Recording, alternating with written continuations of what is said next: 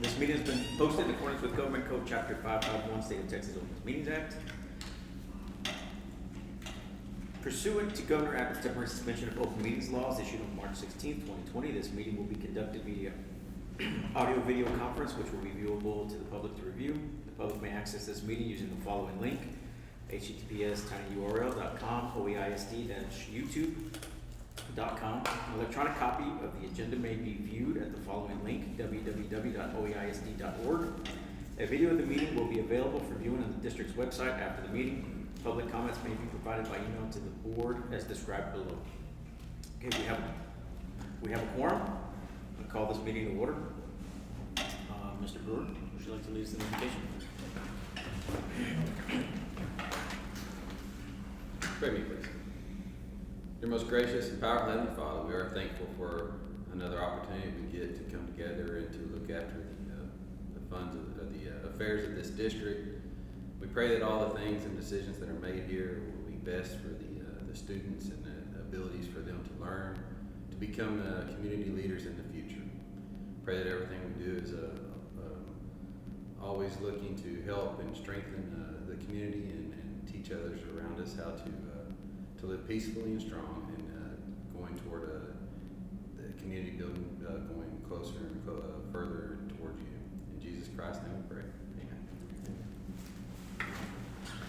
I pledge allegiance to the flag of the United States of America and to the republic for which it stands, one nation, under God, indivisible, with liberty and justice for all. Honor the Texas flag. I pledge allegiance to thee, Texas, one state, under God, one indivisible. Okay, we have no audience participation today, so let's jump right into it. Item A.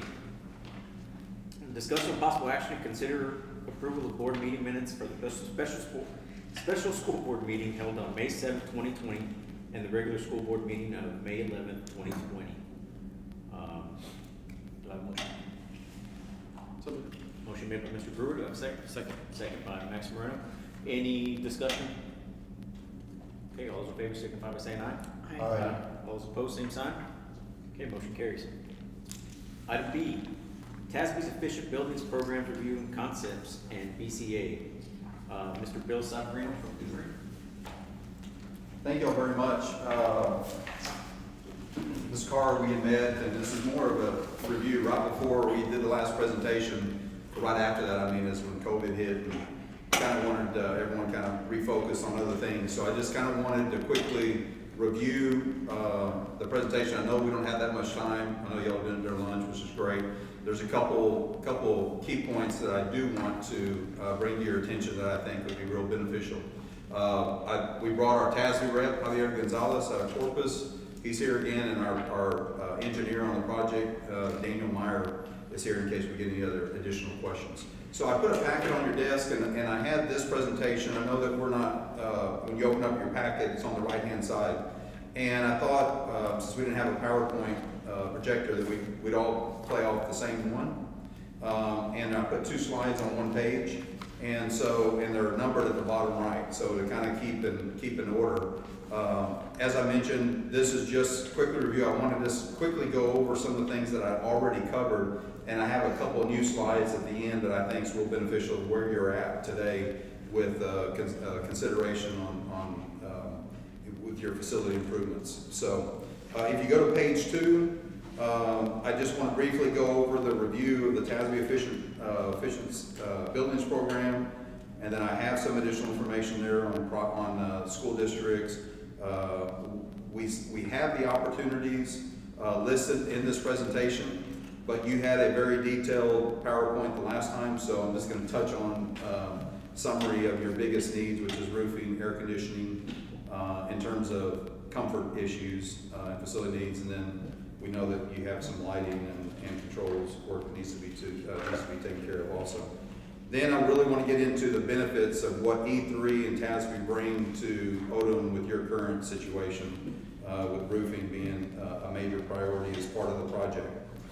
And then the path moving forward. Love to answer any questions that y'all have regarding our our thoughts of where the district stands at this point. So quickly at the bottom of page 2, why E3? We're E3's Texas-based.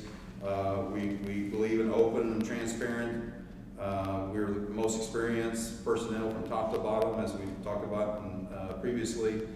Non-manufacturer, we're not pushing product, we're pushing fixes, which is a big deal in our industry.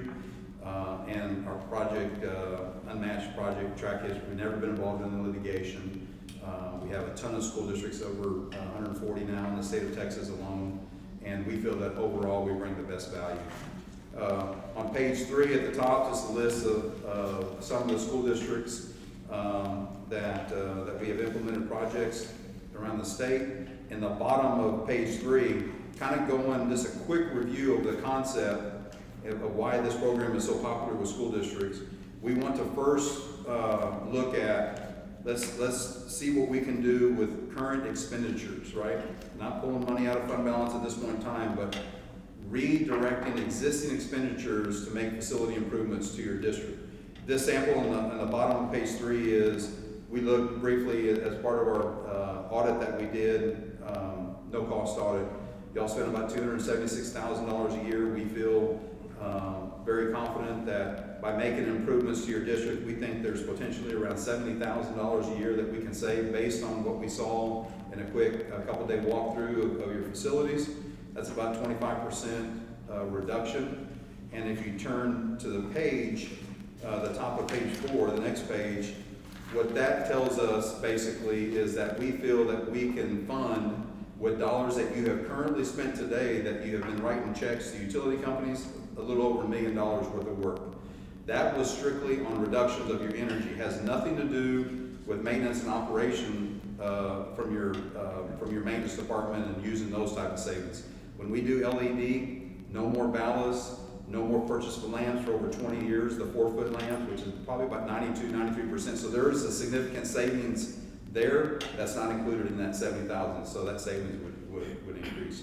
So we think that there's somewhere in that $1 million range, a little over $1 million range of a self-funding project, meaning dollars you're currently spending today.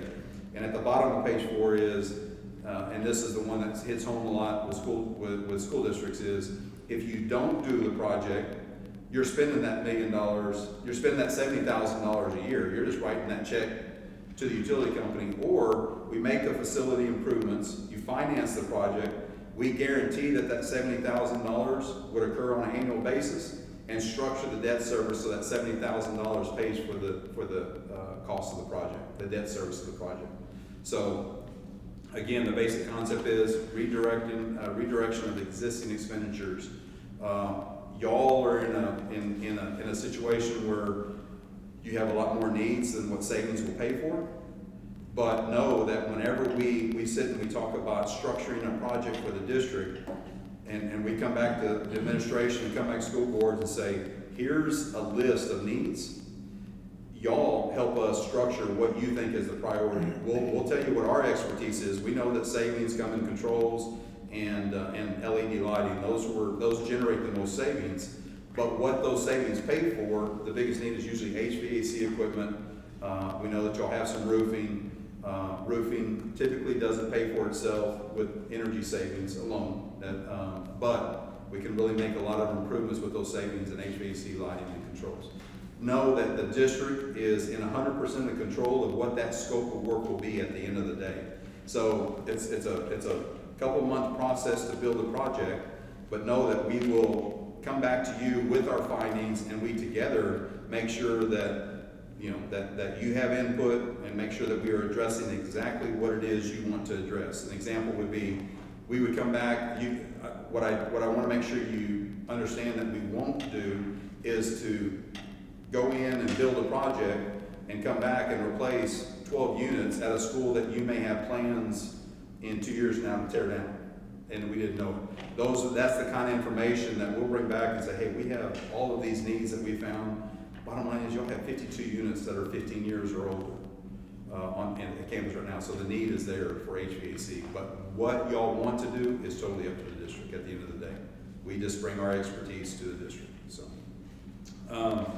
pages, I talked about the bottom 5. Page 6 and 7 are the reports charts that we gave you previously in the presentation.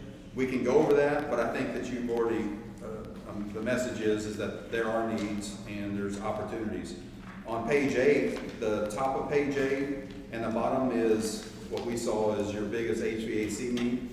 52 units over 15 years or older, 17 are 20 years plus. So significant need on HVAC equipment. And then at the bottom of page 8 is the breakout per school. So what I really want to spend a lot, the majority of the time on is on page 9. And I've put together a couple slides, you know, the benefits of hiring E3 versus the normal procurement method of doing individual projects. And it's real important that we spend some time on this, because this is truly the benefit of what we bring to the table. So one is who's E3 and making sure that, you know, that we're credible and that we're going to do what we say we're going to do. The bottom line is we're a partner of TASB. If we ever want to do work in the state of Texas as E3 with school districts, we're not going to burn a school district. We're not going to have a failure. We've never been involved with litigation. We're going to have great references everywhere we go, and that's what we have. But know that TASB is there. We're a partner of TASB. It brings instant credibility to our program, and it reduces the risk. And all of what we're talking about here in these next 2 slides is about reducing the risk to the district for doing a project. As I mentioned, proven experience. We have a positive, very positive track record. We're very financially sound. We've never been involved in litigation, like I mentioned. And bottom line is whenever we do a comprehensive project, if any part of that project, lighting, HVAC, roofing, controls, if anything, if there's an issue, it's one neck to choke, it's E3. It's not us saying, well, the architect did this or the engineer did that and the mechanical or whatever, it's us. We're responsible for the entire project. If anything fails, it's on us. And we're not gonna fail, we're gonna make sure we take care of our clients. So at the end of the day, district-wide facility improvements implemented, improving the learning environment, for the staff and children. That's what it's all about, is to improve the comfort in the class. So in the bottom of page 9, the benefits of including the roofing, you know, the district went out for an RFQ. We threw our name in the hat, and don't know exactly where that's at right now, but I wanted to make sure that y'all understand why we did that. We aren't just a roofing contractor. We do roofing projects primarily when there's an HVAC need, which is what y'all have.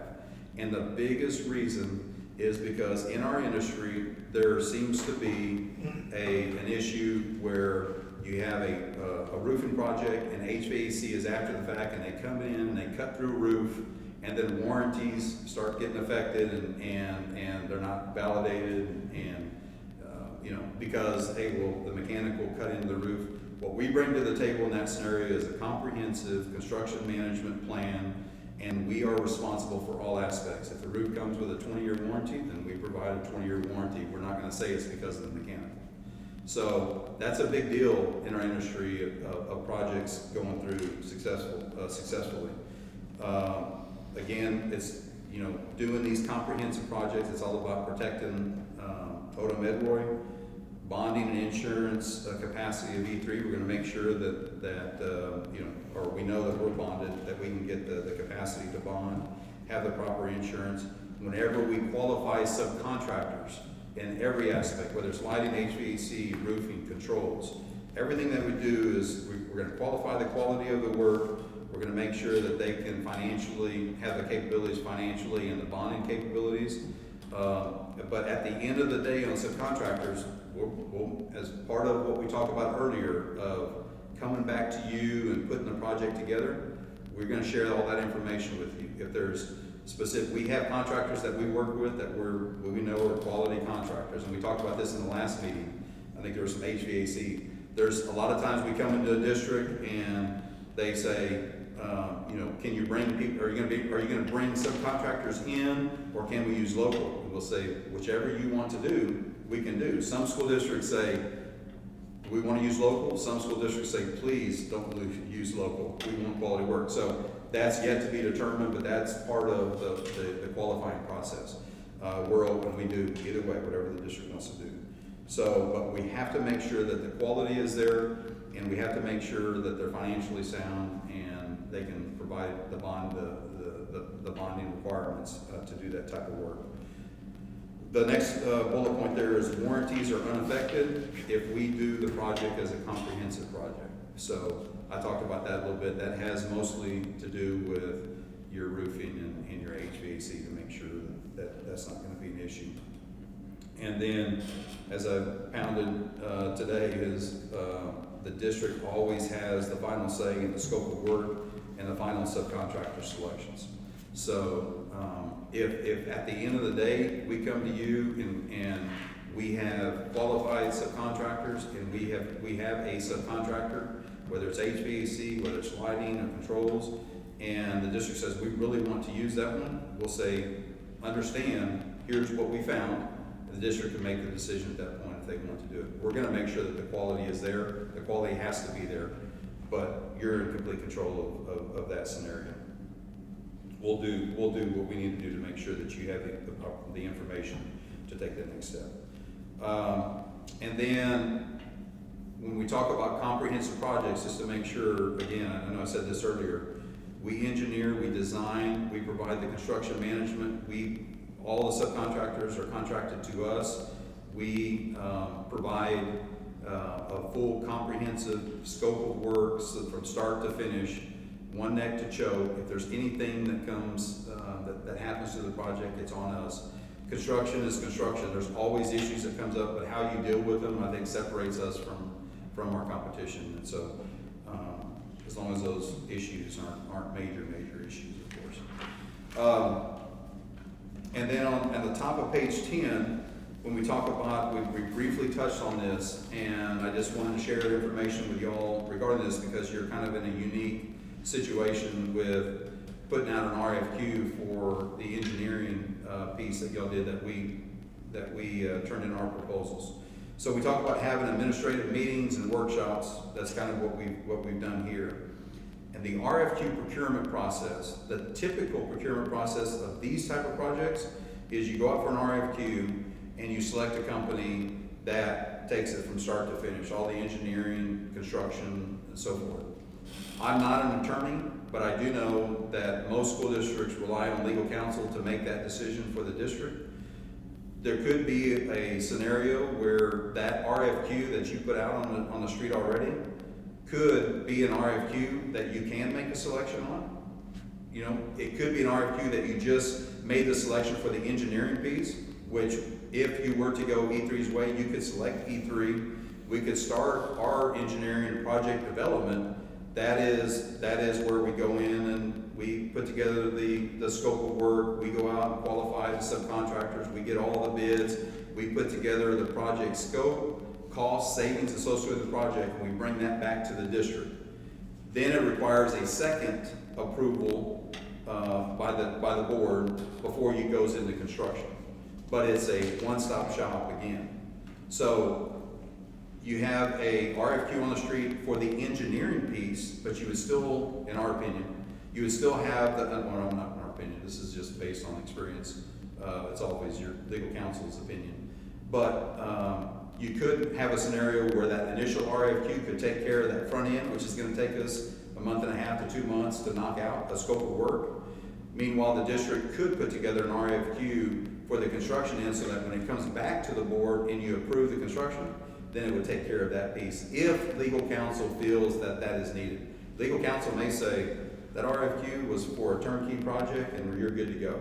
We don't have to go for an RFQ, but I wanted to touch on that because I put it in the slide last time of the process.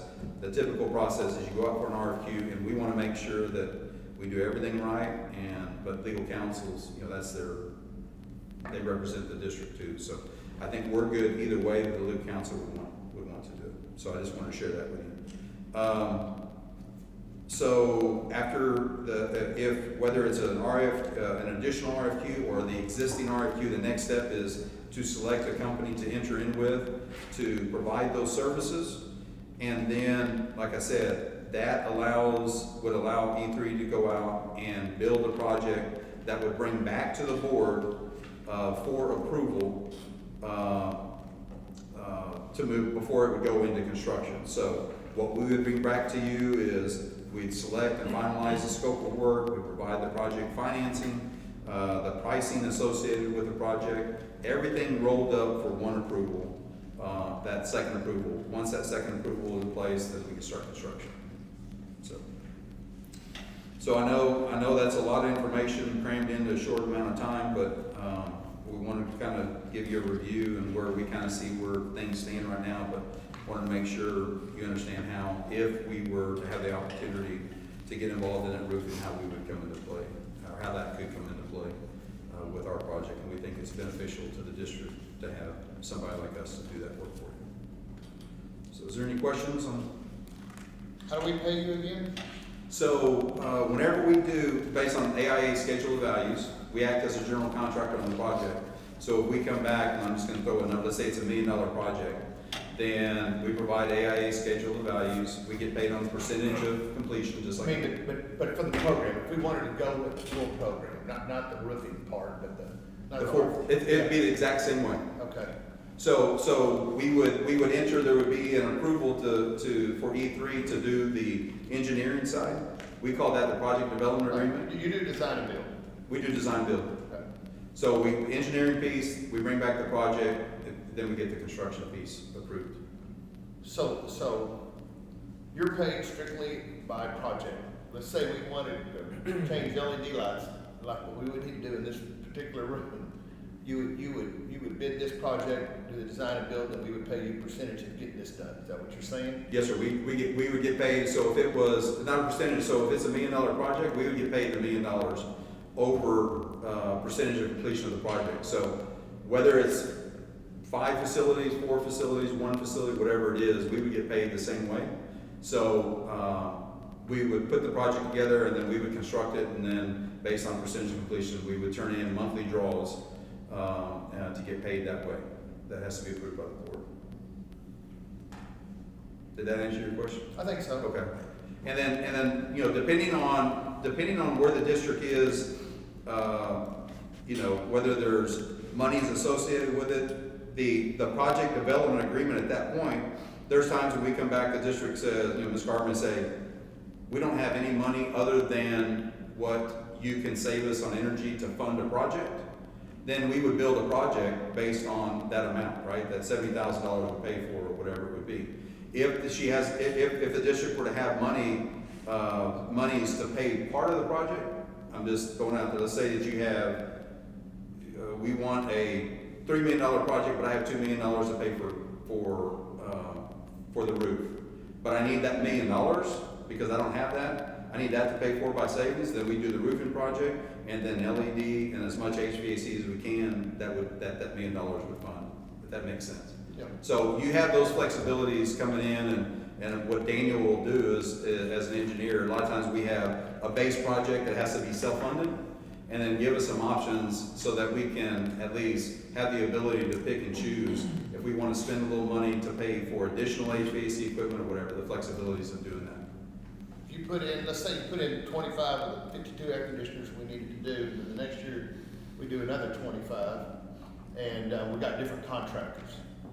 Who's responsible when one of those issues, one of those units, getting those contractors back in here to So you'll, you know, as long as it's under warranty and everything else, then we're responsible for the equipment that we put in. after warranty? Afterwards, yes, sir. How about after warranty?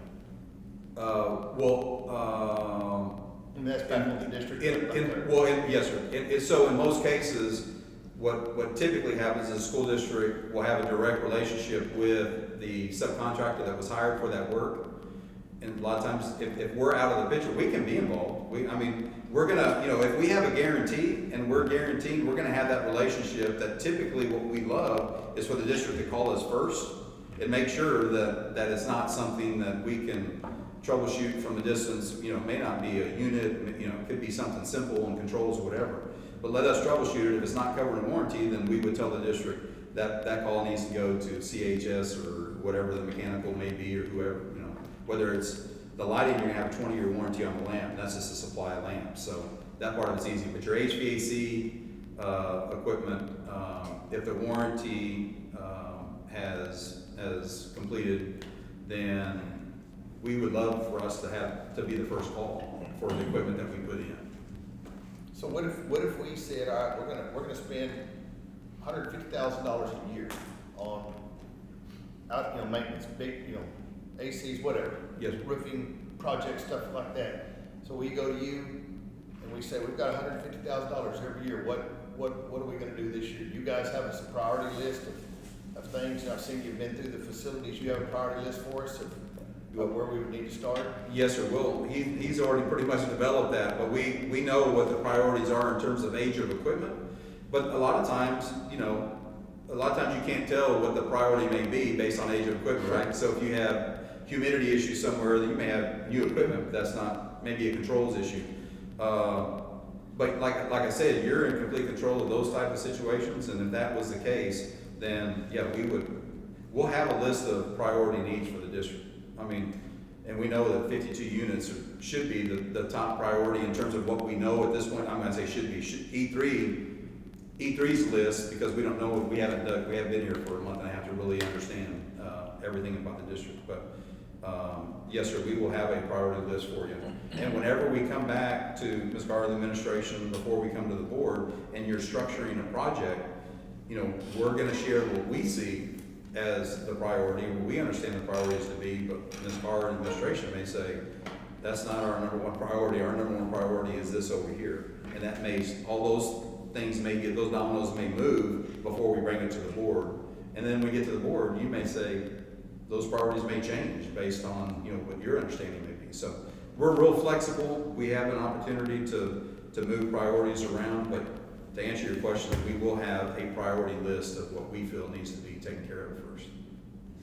Mr. Gonzalez, you wouldn't be standing here if you thought these guys were clowns, but tell me a little about your experience with them. Yes, sir, Mr. Wadley. A couple of things here. TASB has a business relationship with E3. While we get along just fine, the fact of the matter is we get along just fine because they do their job. They wouldn't have TASB endorsement if they didn't do their job. Let's break down a few pieces that they brought forth. You hire them. They bring you a scope of project. You're involved with every detail with regard to how this project is going to be done. They're going to give you an opinion in terms of how it should be done, and it's going to be in writing, and it's going to be very, very clear. But you seven make that decision as to what's first. And that's really, really important. They're not going to take a step forward without you knowing about it and giving it a blessing. The fact of the matter is, my background, I got 30 years school business experience, 4 years at West Osa as business manager, 17 years at Flower Bluff as business manager, 9 years at CCSD, my last 9 as CFO. It's a business where you want to have a good relationship with people, but they got to do what they say they're going to do, and they got to walk you through it.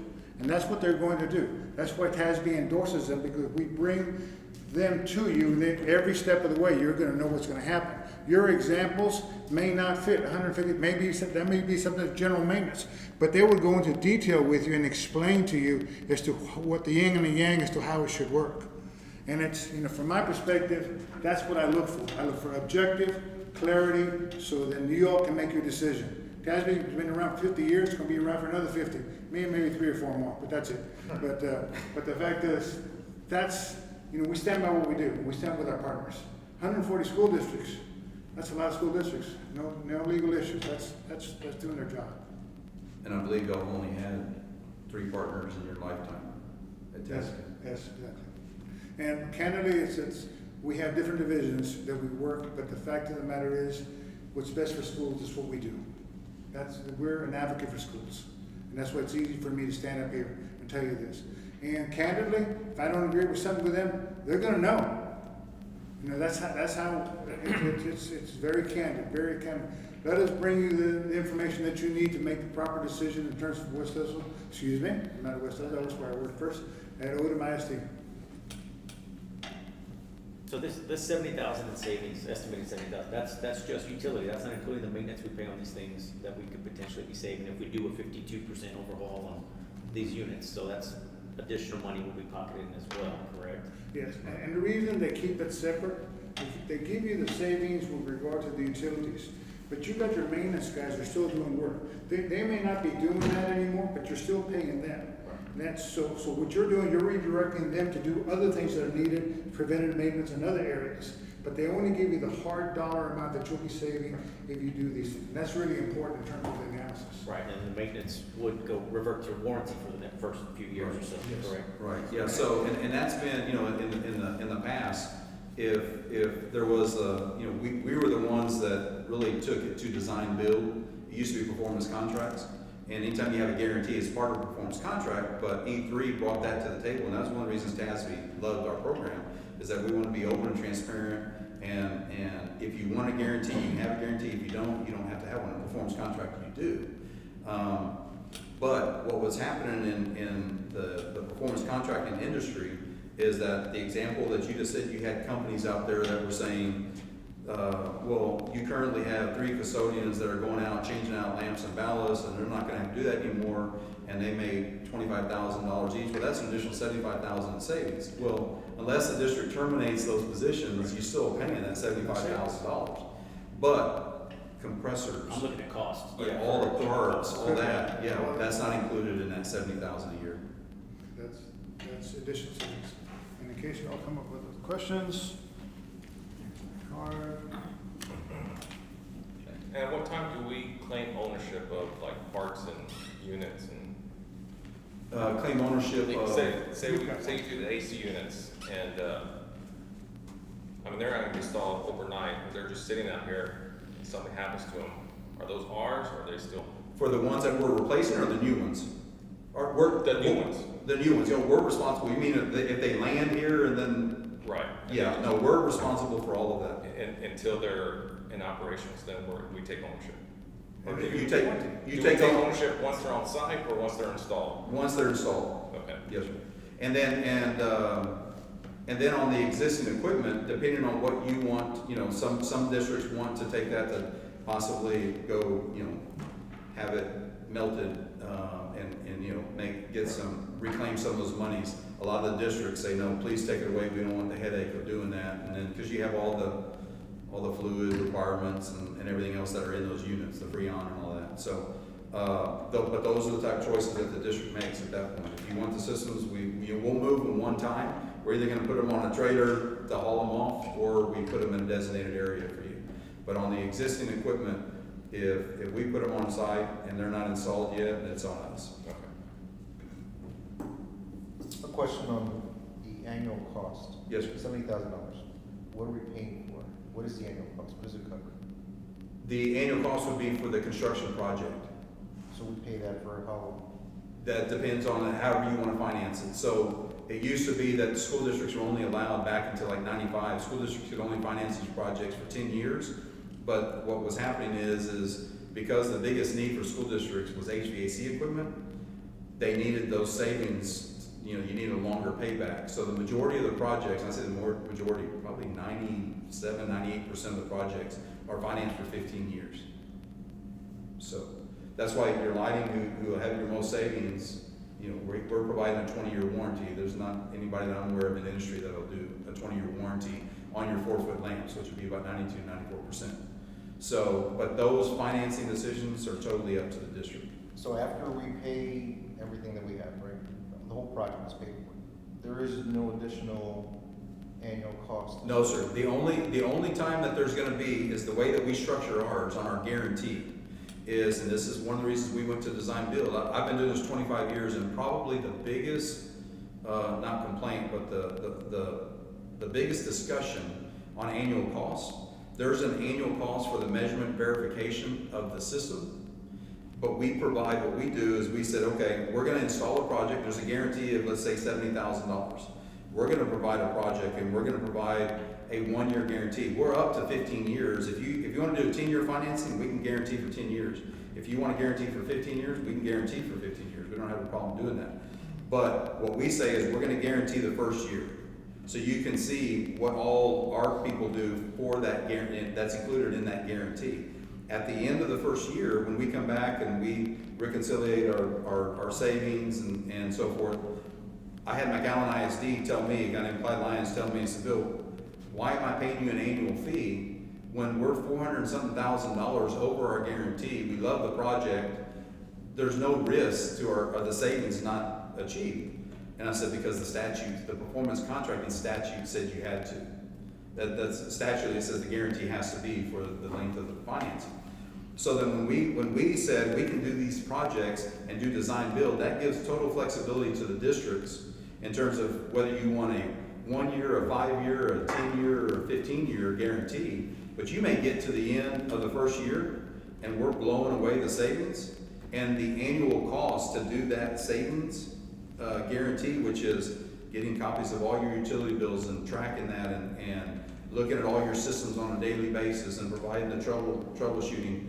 Those are the financial districts the district would make at that point in time to say whether you want to go to year 2 or whether you want to go to year 3. So the only time that there would be an annual cost is if the district feels it is beneficial to continue that. We had Mercedes ISD was a perfect example. We were $210,000 over our savings guarantee for the first year. They said, no, we want to continue the second year. We went from like 210 to like, 200. We were right in that same ballpark. And they said, no, we're doing great. We don't need you anymore.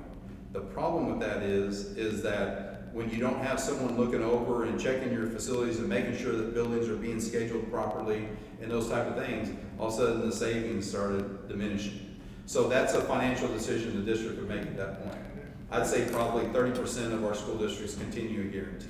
Bill, could you kind of separate the performance guarantee in terms of how well the equipment will work versus the guarantee for those units? What's the difference between the two of those? Like, if you put an AC up there, how long is it guaranteed, provided it's proper maintenance and so forth? Well, the guarantee would be a warranty. Okay. So whatever the manufacturer warranty would be on the product. And those type of decisions, again, we can come back and say, we can provide you a 5-year and 10, extended warranty, whatever. There's a cost associated with everything. But when we're structuring the project, those are the type of decisions that we bring to the table that y'all can kick around. So you think the warranty on your equipment, guarantee on performance, these are the two things that you look at on an annual basis in terms of what, how it's going, how E3 is performing for you all. So on that performance analysis that y'all would do, is that a monthly thing, semi-annual? It's an annual So deal. once a year you look at the performance? Yeah, well, our guys are tracking it because if you'll get quarterly graphs that show how the district is doing. And that's what I was asking. If that graph starts doing this, because if we have a guarantee and we don't make our guarantee, we have to write a check for the difference of the savings shortfall to protect the district on the financing end or whatever. And we're not. If we start seeing this department and our performance management department will come back to figure out exactly what's going on. So whether it's a meter issue, and we see meter issues all the time, So whatever it is, you have that protection also. So it's a great service. It's just that what has happened over the years, I think, is school districts they're pulling expenses apart and saying, you know what, I think, man, this project's really going great. I think we can afford to pull that guarantee and use those monies for books, computers, whatever it would be. But those are the type of decisions that's totally up to y'all. Now, who sets up the maintenance program? Do y'all work with that? Yes, Set up the weekly, semi-annual? All that's through our construction management team during construction, and then we have a group we call performance management, and all they do is concentrate to make sure that our savings accrue to make sure that we're not going to have to write a check for the difference. But they provide the 24/7 troubleshooting support. They're pulling up on a weekly basis to look at run times of equipment, make sure things, you may have had an open house and you were scheduling great, you have an open house and you say we need cooling for all day that day or whatever an event may be, a UIL event or whatever it is, and then all of a sudden the district forgets to reschedule that equipment, so it sits there running for 24/7, where our guys catch it like that. So there's online monitoring the whole time? Online monitoring, yes, sir. Okay. And that's part of the project, we pay for that cost annually? and all that? Yes, sir. That's part of that performance management. That's part of the project. And then even when we go away, you'll have the ability to have that information locally as well for the district. There's a program associated with it that you run? A lot of times we'll, that's the other thing too, when I say we're not a manufacturer of equipment, we're not pushing product. So if a district has had great luck with Train or Carrier or whatever it is, we can build around that. Y'all have made a pretty significant investment with automated logic. We install automated logic 80% of the time, simply because they are typically user-friendly, and they have typically been in the past very good in terms of service and so forth. They had some bumps about 2.5 years ago, 3 years ago, where they had some people leave, but I think they have now rebounded. But to answer that question, we are responsible for them. And even initially, whenever we first talked with Ms. Carr, you remember, because we talked about a lot of stuff. But one of the things that y'all had an issue with Automated Logic of getting some communication with them, and said, man, let us involved, because they can't afford to have us. We have the power of purchasing, right? And so a lot of times we can contact, and they listen to us. You know, seem to get better turnaround sometimes than some school districts have, which is a shame. But And I think that was a perfect example of what happened that kind of came to fruition this year was during budget cuts. The subscription or service to Automated Logic was not paid or renewed, and they helped us limp along for a long time, even if we weren't paying for the service. So did Malik. You know, that was something, their service contract agreement that was cut. And for whatever reason, the person working on the units started disconnected them from Automated Logic. And so the teacher couldn't control from the classroom, and it was disconnected from the online system. And to where I think almost 60% of our high school wasn't being cooled. It was being cooled out of a few rooms. And it wasn't until we reached out and they were able to get a hold of Automated Logic, because at that point they wouldn't call us back. I don't blame them. We hadn't paid them. We weren't under contract. They'd helped us so much along, but we were able to finally reach them, and they came out. And you know, it's substantial if you're not on contract with them to pay them, but I mean, they have been very helpful getting us back online. The units were put back online that had been disconnected, and there were a number of them, but you know, whoever was working on them was in survival, you know, trying to just get them going for teachers. And I think we were probably burning more energy then, because then the teacher could turn it down to 60 and run it all night, not even think about it. And so we did talk about a lot of that, because that's very costly when you do that. And it makes your units run really hard when you do that. And then you have unhappy teachers and kids and stuff. So, yeah, thank you for helping us with that. Quick question, on projects, they're done on a draw schedule? an AIA schedule of values, so yes, sir, so we're gonna, before the district pays a dime, we'll turn in an invoice that says we're 20% done at this school's HVAC. And then your staff goes to verify. So we'll do the inspection? Yeah, this district does inspection. Okay, okay. Unless you wanted to hire a third-party engineer to do that for you, but. So there will be, regardless of which way we go, if we pull money out of pocket or we go with the savings to pay for this, if you're doing on a draw, we're not gonna see those savings yet as you're building, right? So we're gonna have to come up with something out of pocket up front, correct? Wait, I'm sorry? So if we go with the project, right, if we do something with you guys, like Mr. Moreno was just asking, you do everything based on the draw, right? You start building and then, okay, we submit a bill, we go around and we pay. Right. So if we decide to do the 70,000 savings to pay you, we're not gonna see those savings yet till the project's complete. You'll see, right, you're gonna see some gradual savings, and what we have done in the past too, and depending on, how the district wants to structure the finance, but a lot of times we'll have the first payment due in arrears for that particular reason. So if we had a 5-month construction period or whatever, and we say we want the first payment to be a year in arrears from when we're complete, or from whenever they start, then at least now that gives you more time to accrue the savings to make that payment for the project.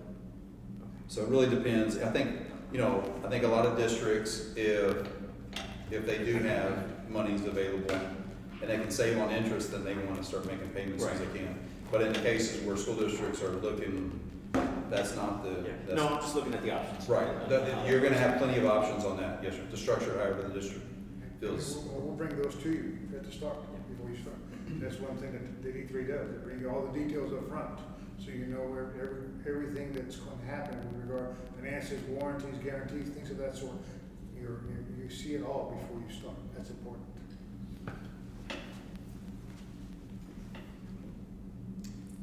Any other questions? I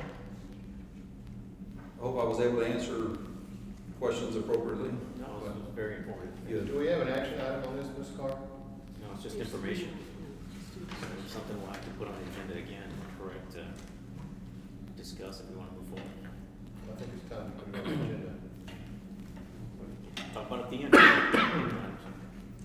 Okay, well, thank you.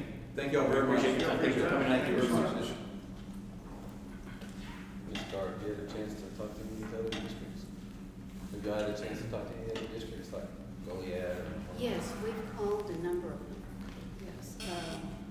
You know, a lot of them did roofs and HVAC and lighting all combined. That was kind of one of my questions, Bill, and you might have the answer to this. Say, for example, our elementary, we have the money to pay for that roof, but we didn't plan on the lighting and the HVAC, and there are some really old units over there. That could be One project? One project. Yes, ma'am. And then you make a $2 million down payment? With- That type of scenario? With the insurance. Yes, yes. yes, to where we pay for the roof because we have the money for that, Right. and then we just Yes. finance the other. Yeah, we put it all together and then maybe you finance a third of that, of the total project or whatever it would be. And then you make, where the money's come from, we're gonna give you an AIA schedule of values, and that would be totally up to y'all in terms of where those monies come from. But if it was out of, the money set aside for roofing, this one makes no difference to us. And that was something, some of those districts said that was how they were able to get it done. Not having to front all of the money, or putting on a new roof and then having someone come back out and cut it up in 2 years. Avoid the warranty, yeah. Yes, and so that was a number of districts, and, a lot of them that were kind of like us, we're not a rich school district, we're not broke, but they had enough for some things, but not enough for others, but it helped them in the long run with the financing. And so, I didn't get anything that was negative, and we called a number of them, at least 12, I think I called on that list. Thank you. Okay, item C, COVID-19 school closure update, online registration, waivers, and discussion regarding graduation ceremony planning. Mrs. Carr. I set something on your desk that says COVID-19 update. We have a lot going on. Of course, our school year ended on May the 19th for the majority of our students. Flex days went through the 28th, and that's when our staff, thank you, all exited the teachers. Some of them you'll still see in the buildings trying to clean up their rooms. Graduation, of course, is Friday. It's an in-person graduation. I also put a packet on your desk. Seniors received this today. There is a health questionnaire for the senior. And then the second one looks very much like that, but they got 5 of these, and it was one for each of their guests. They're each allowed. So if you'll see at the bottom, at the top it'll have the student's name, but at the bottom it shows where their assigned seating is. Okay. And there's 5 forms. I didn't make copies of all 5 forms for this student, but just to give you an idea. They come as a group, they check in, we're not required temperature checks, but the nurses are working on that. They're required to bring a mask. They don't have to wear it unless they're in closer proximity than they should be. Then they'll be asked to wear those. Mr. Bowers put together a letter of what Friday will look like. The plan is to have a award ceremony, kind of the film that they usually watch a video as senior, to celebrate each department, class awards and things like that prior to graduation. He's broken it down to how you check in, how the guests get to their seating. We'll have people escorting. They put out a little video today. It was really nice work that they did. We had some ex-students help with that, and that really made a difference in what they presented. And then he's also has, at the end of the ceremony, how people will exit. People aren't allowed in individually. They have to come in a group. They'll exit as a group. Our hope is that they get in their car and move off the premises.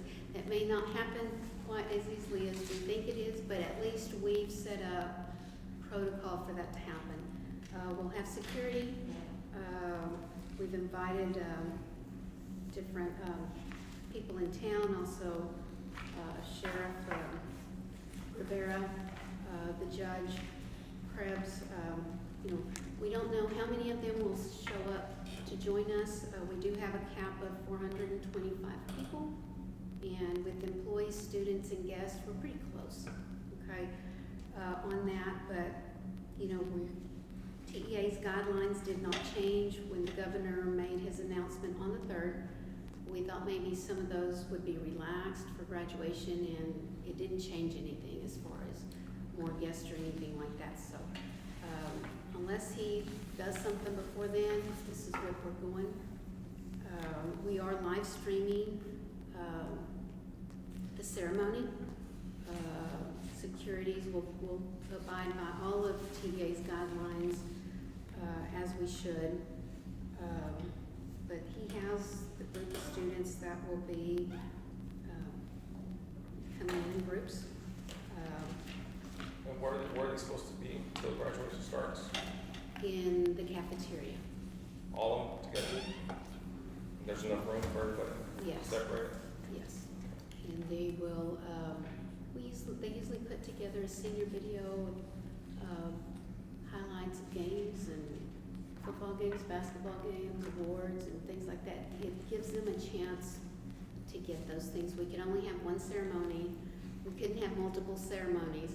You have a one shot, and that's the only shot we have. So on our cafeteria tables, the kids will be socially distanced, and we'll be able to watch the awards and some highlights, kind of bring them together.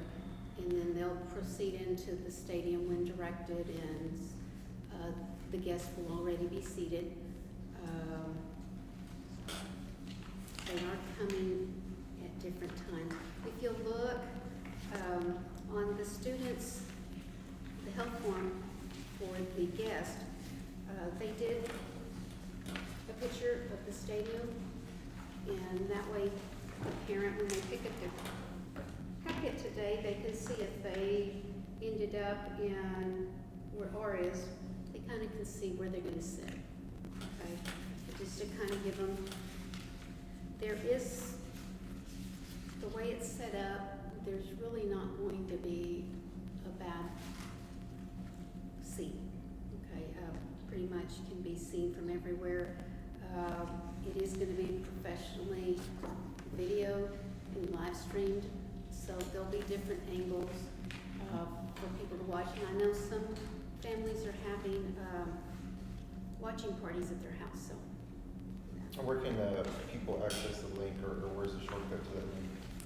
it is posted on the website on the main page, and then we'll put it on social media.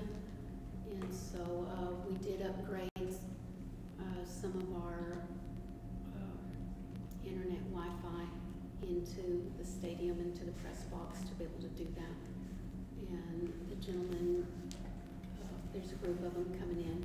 They'll set up at different places to get different angles, and so we didn't want to show up and start video and it not take place, and then we didn't have a video of any sort for graduates. So that would be nice. They, I think, are adding the extra Wi-Fi spots today, okay, and tomorrow. Mr. Rosales, do you want to add anything? You've been the brains behind all this for the live streaming. You want an update?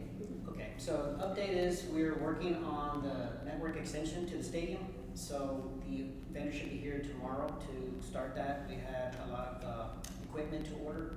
So part of it's coming today. Some of the equipment that the vendor was waiting for will come in tomorrow morning, so they'll be here first thing in the morning.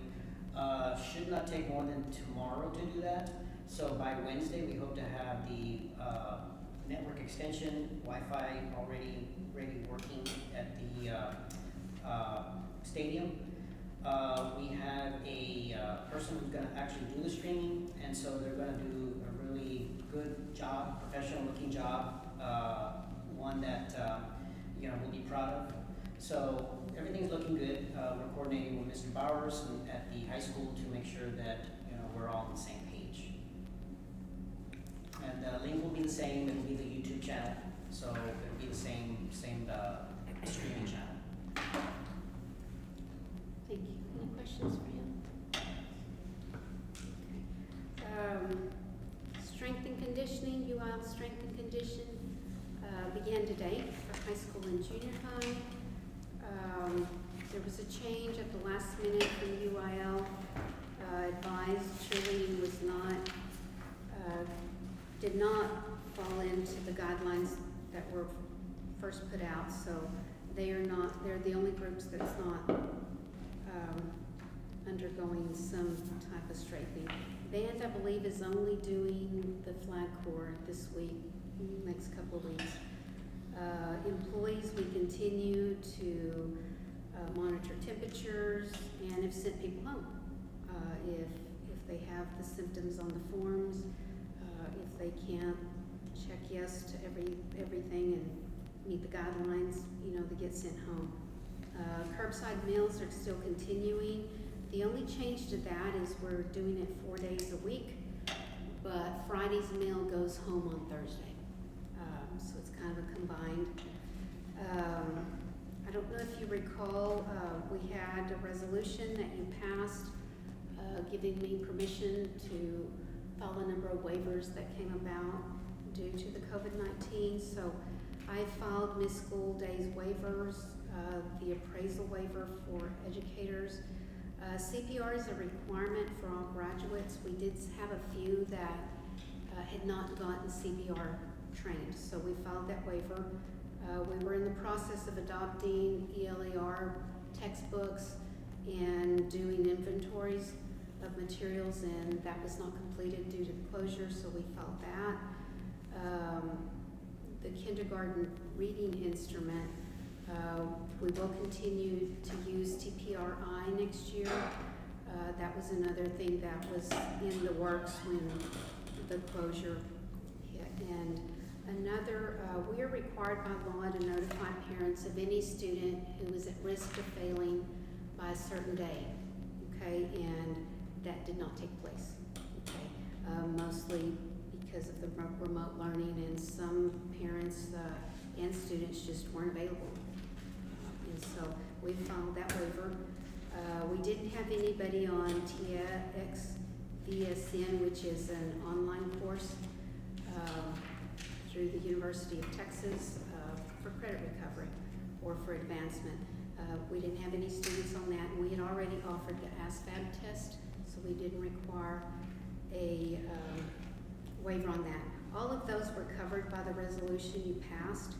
At some point in July, perhaps, we need to revisit that and possibly revoke it if it's time.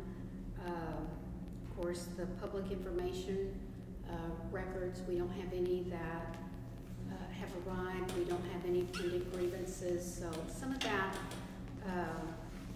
we need to do away with. The part I'm still concerned with is that we are still planning and trying to plan for next year. And it's complicated because of so many unknowns, okay? So the other list here are other waivers that have been given. Some required action, some didn't. Right now, our site-based is working on district goals. I don't know if you recall me visiting about we need a goal for reading and math by third grade. And then CCMR, which is College and Career Military Readiness. Campuses are working on their improvement plans. We're working on the district plan. Administrators are working on employee handbook, student handbook, cybersecurity plan, multi-hazard plan, and then a DARS audit, which is compliance with signage and handicap signs and all that. Make sure we're safe. We are launching online registration. I think it went up today.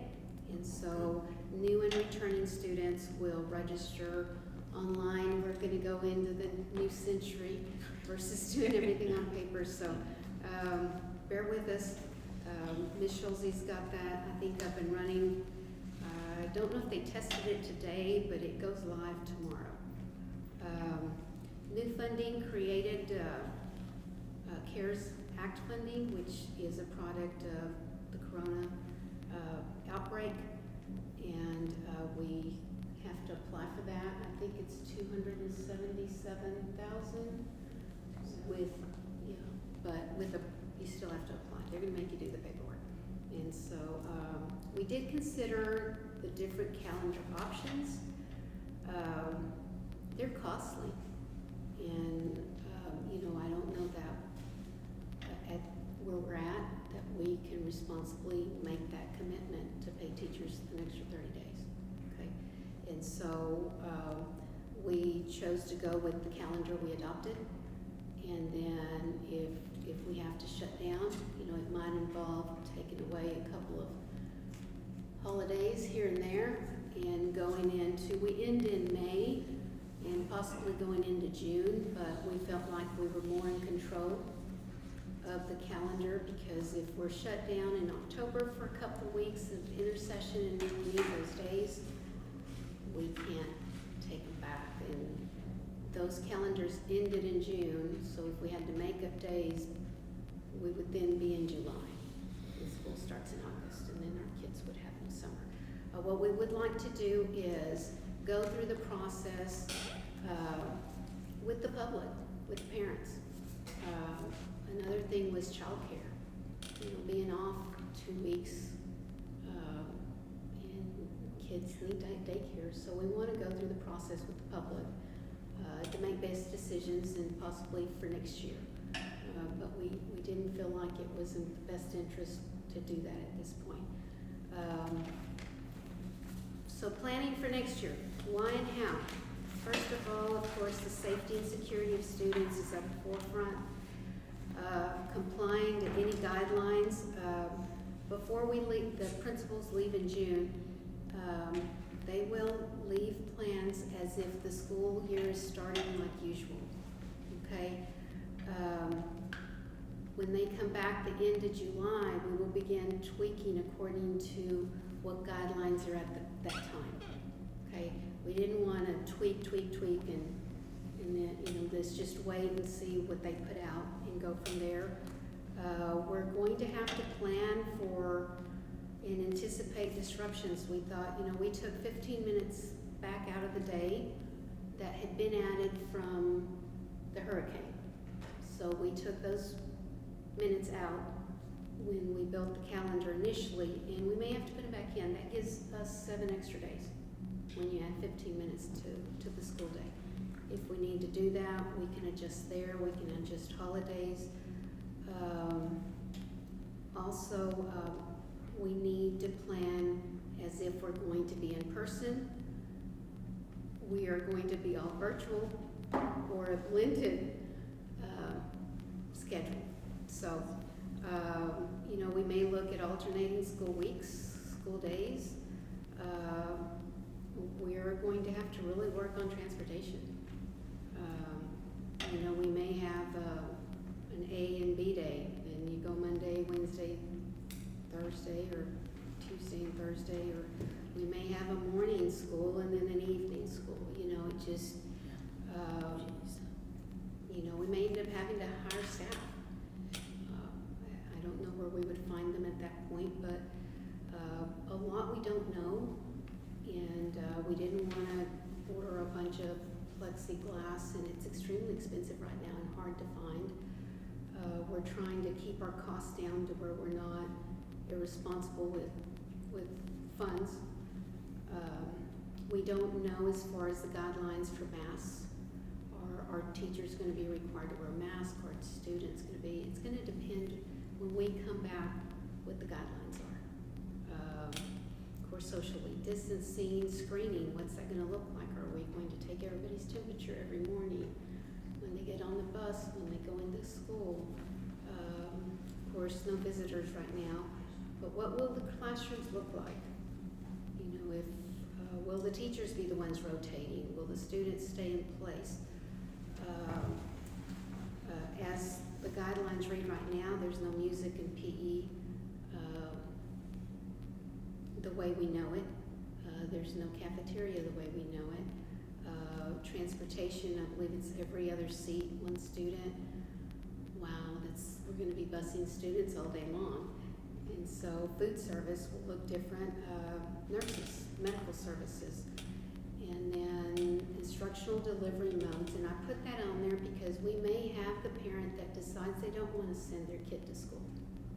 So we have to provide them virtual learning somehow, remote learning, so we're also having to plan for that. The length of the school days, what days we come to school. And again, we need to involve the community and parents. They need to help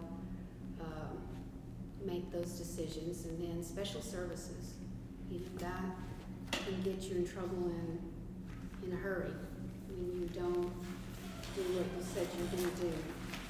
But in a nutshell, that is everything we're looking at right now. Lots of paperwork, lots of things that came with COVID seem positive, but there's a lot of paperwork, and we are looking on people's websites, reaching out to other districts. TEA's been great about giving us ideas and sharing ideas, so it will probably look really different, and it may just change from one way to the other. It just, you know, if you find ideas or see somebody's doing something, send it to us. You know, we can get ideas from other people. But do you have any questions? I know it's a lot of information.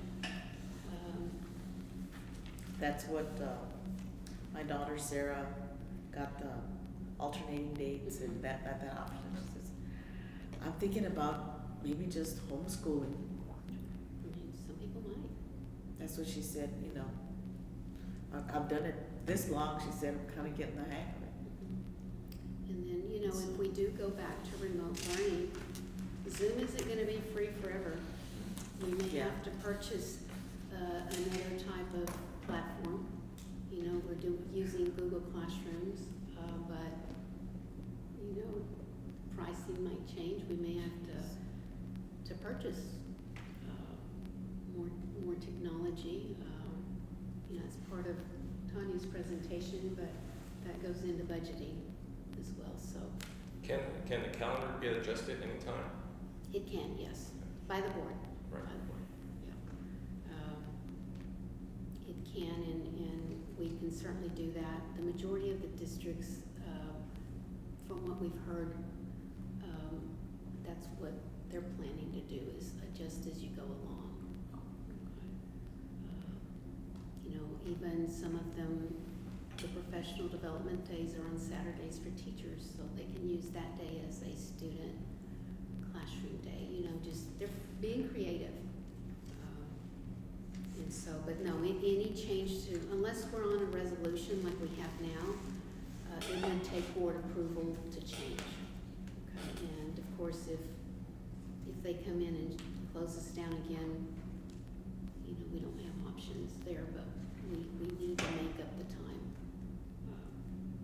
At some point, we'll have to get really creative. And who knows, maybe Corona's gone and we'll just have a great year and no shutdowns. And the kids are back today. That made us happy. So, anyway, any questions? Okay, item D, discussion regarding operation of local school. Thank you. Thank you, guys. Thank you all for running. So,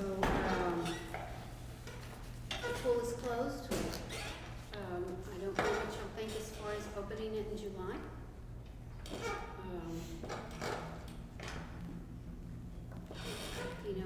Coach Ray's idea, when she called, was to, open it with a limited amount of kids. Of course, in no way does that make any money, but that's not the point. We've had kids locked, in quarantine for a long time and had nothing to do. Possibly for the month of July, is that what she? So, but if not, we can go ahead and let the public know that we're not gonna open. And, Are there any pools open? Water parks, Hurricane Alley's open. Is it? Open last weekend. Okay. So water parks are open, amusement parks are starting to open up. Okay. We can open, we open, follow state guidelines. Exactly. We can't run from this forever, at some point. You go with the limited capacity and have certain hours that way more people get more opportunity to come. Right. Instead of kids staying there all day, Yeah, they have to leave You after. have to go a window. Be a great idea. So I kind of look at it a little differently. I mean, we already lose money on the pool anyway. If we do this, it's gonna take more people to manage it. I mean, we get a lot more oversight than we had. We don't make, I don't care about making money, but just leaving money is another thing, right? You gotta have, your lifeguards and all those people you gotta pay. I don't think they can cover their salary. Maybe wrong. Do we know that? It's not that. no, Well, we don't charge it would them at all. require the pool manager to get paid and then, lifeguards. Might be a time that we go up on what it costs to get in the pool. Hey, everybody, yeah, That's it's pretty dang cheap, and then Yeah, it just cover the extra cost. So that would be Businesses are gonna have to do that. What do public pools cost right now to enter, like Corpus and things like that? Goose Park, what the entry fees are right now for those? Do we only charge $1? Is that what we charge right now? We charge two. Oh, $2. We may have to go to 5. To me, it needs to be able to at least cover itself, break even, not take out of it, because we're gonna need our funds for kids. But we're still pretty losing money close. though, right? There's still maintenance costs Oh, associated. yeah, we're losing money right now. Exactly, we're not even getting anything in. Yeah, but that's not gonna get worse, that won't get better. Yeah, and we decided to leave it closed, it needs to be drained. You can't drain the pool. Sinton does it all. Yeah. That's not, man, that's not good for pumps in the pool itself, in our soil environment. It will, The city pays for Who's it. Sinton, isn't it? it's not good for a pool to drain a pool and leave it empty. But yeah, that maintenance It cost used to is gonna be, be it used to there. be empty and Yeah, back in the day. But I got fine dirt at the bottom of my pool. My pool guy said, don't drain it to get it out. Because it won't get out. I can't filter it out. It's so fine. It floats everywhere. He said, don't drain it. Not until you're ready to do maintenance. That's what my guy said. And that was the plan, was to do some maintenance, but then the closure came and that didn't take place, but, I don't know about draining it. She's not ever said anything other than when we were going to. They were going to plaster the bottom of the pool, and so that was going to require. To drain. To drain. And the mayor had agreed to refill it. Cost of- Now, have we looked at the numbers? What it would cost to, how many people to hire, how much it would cost? How many people we'd actually have to bring in to be able to offset that cost? Do we have a max capacity for that? Do we have a number posted? There's one posted. was it ever breaking even when it was in operation? No. They were starting to get there. We were getting there because we increased parties and things like that, but before we were just, it was Bleeding money. bleeding money. But, what is her idea? Is it a 25% of max capacity that she wants to limit it to? Yeah. What'd she say? There was a number, I can't remember what it was. So basically, Secretary's recommendation, was that if we decide to keep the pool open, of course, we'd have to limit the number of guests that people were going to be bringing in. Right now, they have two options, because there's two different fees, 1 to 50 guests or 50 to 100 guests. And I'll give you an example. I have a local school district who's waiting to hear the decision because they want to bring in 130 of their students. Not happening, not even if we break it down into two separate Yeah. groups, it's not possible. So have to really come up with some type of plan, perhaps even not having any parties and just doing swim, just leaving swim open. Thinking about parties, because I would have figured I would have eclipsed that number. I was just thinking open swim times. Parking That- on That's it. what, yeah, that's what the Yeah. idea was in my head, but. Cause at minimum, you have the manager, and then you have the 2 lifeguards. And do we even know if we have lifeguards that wanna work? Yes. So that was another We do. question that we talked about, Does she train them? yes, she has not had that type of training with them, so in order for us to, if we did decided to leave it open, she'd have to schedule in the training, for the lifeguards. We did have a June and July swim lesson scheduled, obviously she said June, canceled. July, we'd have to wait and see. I've had a majority of the people who were early birds in renting the facility for parties cancel. I have maybe 1 or 2 still waiting to see what the decision is. We're gladly refunding their money, and they are. Sorry, refunds. Yeah. What, do you know what parts per million chlorine level, do we run it high? The chlorine in the pool, do you know? You don't know what we run It's at? been running pretty low, so we can not spend as much on chemicals. I was wondering, usually bigger pools like that, you wanna run the chlorine a little higher. And, you know, it is Probably what's in use. a disinfectant, right? And chlorine is a disinfectant. So- That evaporates very quickly. Yeah, especially during heat. Yes. No, I'm just thinking in my head, you know, the precautions, okay, so chlorine is a disinfectant, it's bleach, essentially, right? But, When does the pool usually close? What month? August. We were scheduled to close August 2nd. That was the last day we would be taking any type of reservations. So we'd be open for a month if we decide to do it. I think one of the things that I've always wanted to do is extend it, I mean, it stays hot until, what, October? I mean, there's still a need for it. It's just the active lifeguards, a lot of them are college kids. Yeah, they- Football, basketball, volleyball, bang, that's what makes it hard. That's what makes it hard, staff. I personally would like to see that, I would like to know, understand how much it costs. Right? Maybe that doesn't matter, I don't know, but in my mind it does, I don't know if it's 100,000 or 10, I don't even have a clue what we're I talking think our about. budget is only what's in there, like, We took away, if you remember, we had no budget in 18-19, and we put some back in for 19-20. It's really hard to gauge it right now since it's really not open, but we put, I wanna say maybe 30,000 for payroll, and maybe another 30,000 for chemicals, supplies. So that's what we're budgeted for right now, roughly 60. I think so. The city wouldn't help, right? Any, if we The decided city to. helps we can ask, some. they usually help with chemicals. They pay water, I think they're paying chemicals, right? Oh. Are they supposed to pay chemicals? They're supposed to help with the chemicals, I believe, I don't know that we ever got that in writing, but they did, I believe, last summer help with one, and then they do fill it if we do need more water. That's been their in-kind part, is the water. So I guess the part I would be curious about if we had a schedule laid out and how much we had to charge to break that even or a little less than break even, I don't know what the number is on that. Right, so I don't know if you're gonna give them an hour each and you can have 13 in there at a time.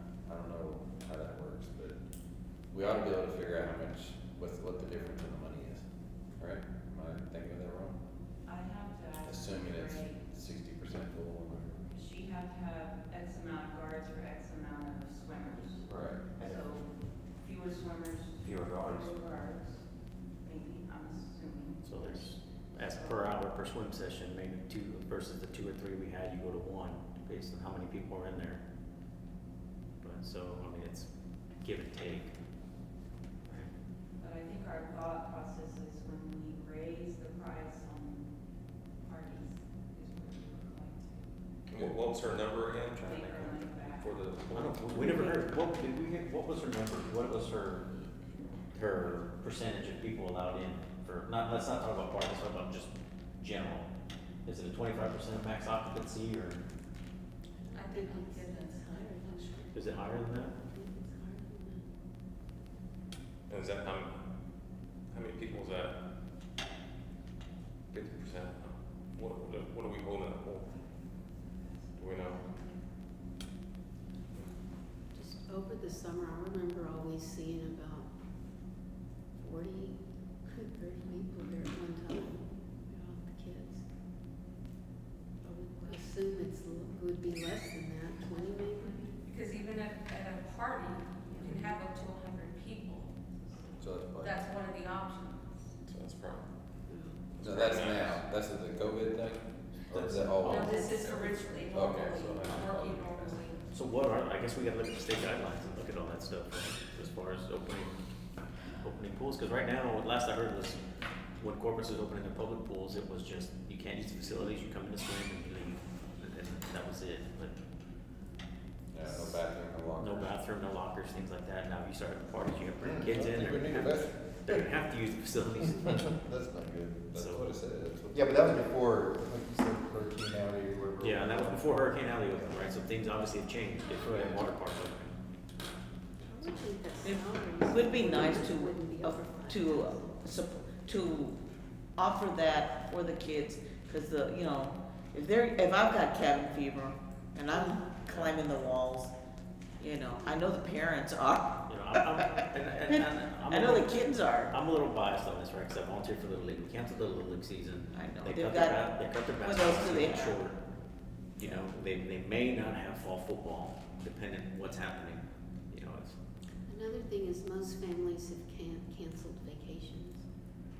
I mean, their kids have been cooped up and, some people are blessed to have a pool and some, or access to one and kids have nothing right now. I think if we don't open the pool and provide recreation, some form of a few swim lessons, we're doing a disservice of what that pool's for. yeah. Forget money. Sometimes, we run a school in a hope. Sometimes we have to just do things. And one kid drowns because you've ever experienced a drowned child or been around a family that's lost a child and drowned, you realize how important swim lessons are. And one of the initial goals with the pool was to provide swim lessons. Every kid that was Odem-Edroy ISD, you're gonna lose money on them, but we were gonna save some lives. Even the ladies were inquiring the aerobics, right?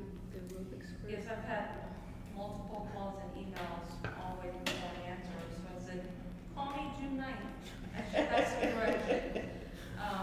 Water aerobics, some of the ladies in our community were inquiring about water aerobics, of course, your swim lessons, general swim, so, I'm all for opening it I think Now, I'm looking at City of Corpus, says they're open from May 26th to August 9th. I obviously haven't read through, all the regulations or what they cost to get in. I mean, obviously it's not for adults on it. It's just discussion.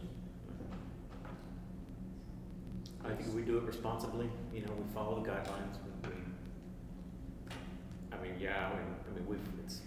hate to say we've lost money on it before, and it's like what Mr. Wiley said, I think we've gotta provide a service to the kids and the community. It's been a rough 4 or 5 months. We may have to go up. $2 is pretty cheap. That is cheap, We may have to go to $5. That's just the nature of the beast.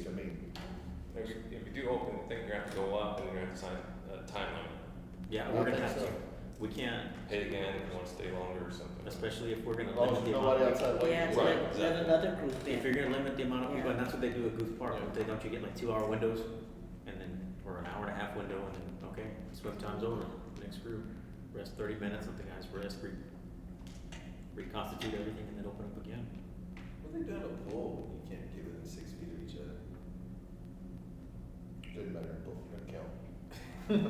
It's got chlorine. COVID doesn't swim. It's got chlorine, it's got chlorine in it, it's got bleach.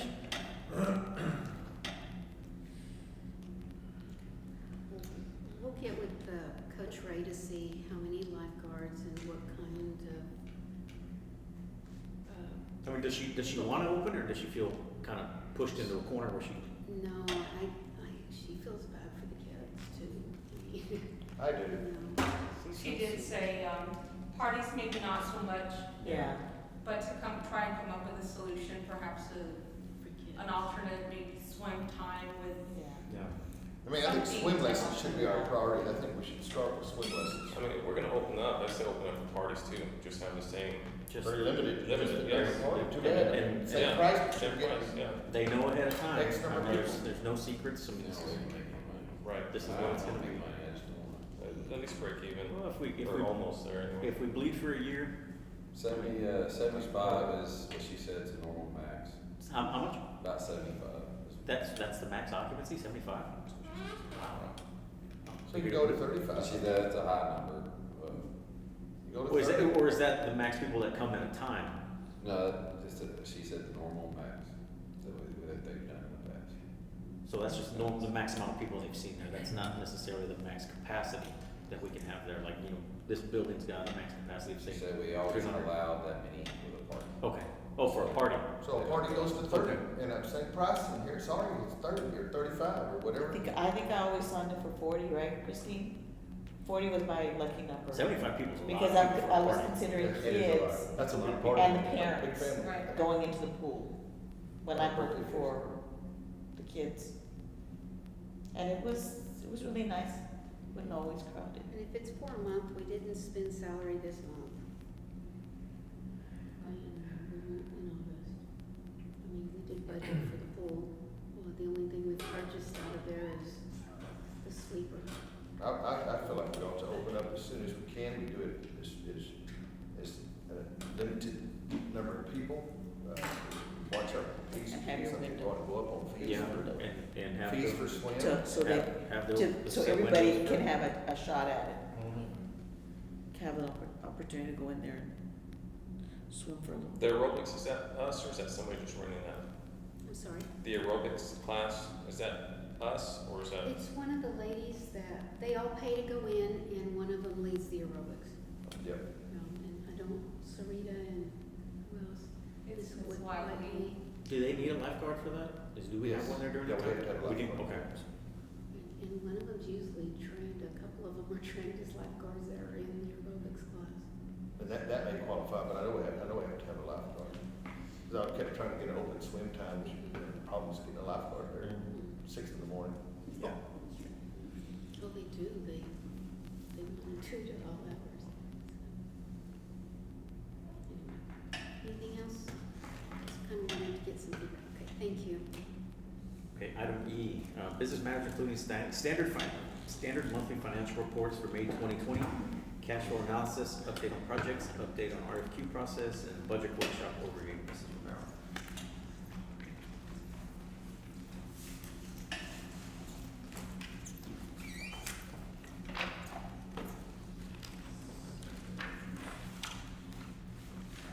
Alright. So, what I wanna do briefly is go over some business matters, a couple of the financial reports that are in your packet, which is, the first one is the financial statement on Fund 199. I believe it's on page 38 or 39 of your packet. And to give you a reminder that Function 52, which is our security and monitoring services, is over budget. But if you recall, that's where we put our expenses for professionally sanitizing our buildings. So I'll come to you with a budget amendment by August for that function. The next report is. I'm sorry, do you Yes, still feel like we're gonna be at $62,000 in the hole for the 2019 budget? Or, I mean, for this year, where do you feel like this year's gonna end up, I guess is? As far as 20. overall for Fund Yeah. 199? I know we had some savings, we had some increased costs, we had some, Yeah, I'm not even sure that we'll be at a deficit. Yeah, I went on record to say that. Well, all right. Mr. Watley, you have me do that every year. I do every year. Every year. Maybe that's, Because of the situations, I do think, we have had some savings in some different areas, and I think that'll make a difference, but I know, I mean, this is a hard one to guess. this one,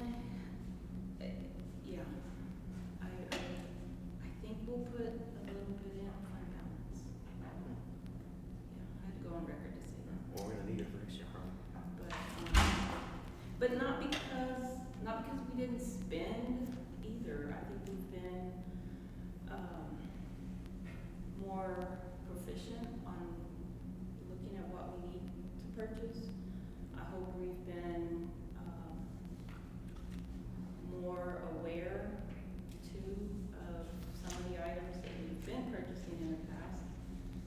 And so I'm hoping together that it'll just make a big difference and that we will put some into fund balance. Does that help? Yep. I can't give you a number. Sure, Okay. believe me, I can only imagine what, This has, been very challenging, to say the least. But one of these functions I know will be able to cover function 52, before August. I just don't know which one yet. I don't wanna commit anything to that yet. Now, Fund 240, which is the financial statement, which is our food service. That one, I don't know where we're going on that right now. We did budget a deficit, and as we continue to serve these meals, we are still under COVID. But USDA does tell us that we will get some type of reimbursement for all the meals that we are providing. It's just very difficult for me to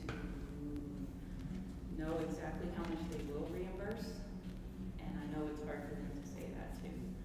yeah, what I've read is gonna be it's gonna be kind of a regional set number, Okay. you know, and What- it's not gonna cover It's not gonna our cover- cost, or it could be, if we did it efficiently enough, it could be in excess. But, I think we've done it as efficiently as we can. I was gonna let y'all know, for the month of May, we served 6,998 meals. That was 20 days in May, and that's breakfast, lunch, and an after-school supper snack. So our parents are coming. Good. I think the need is there.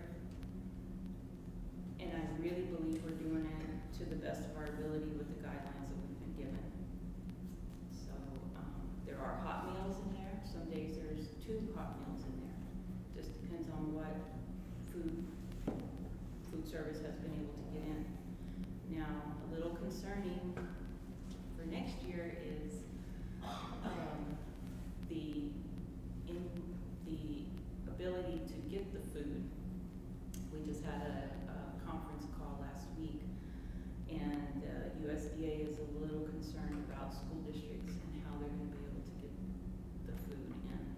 Because right now, it's a 6 to 8 week timeline that they're seeing.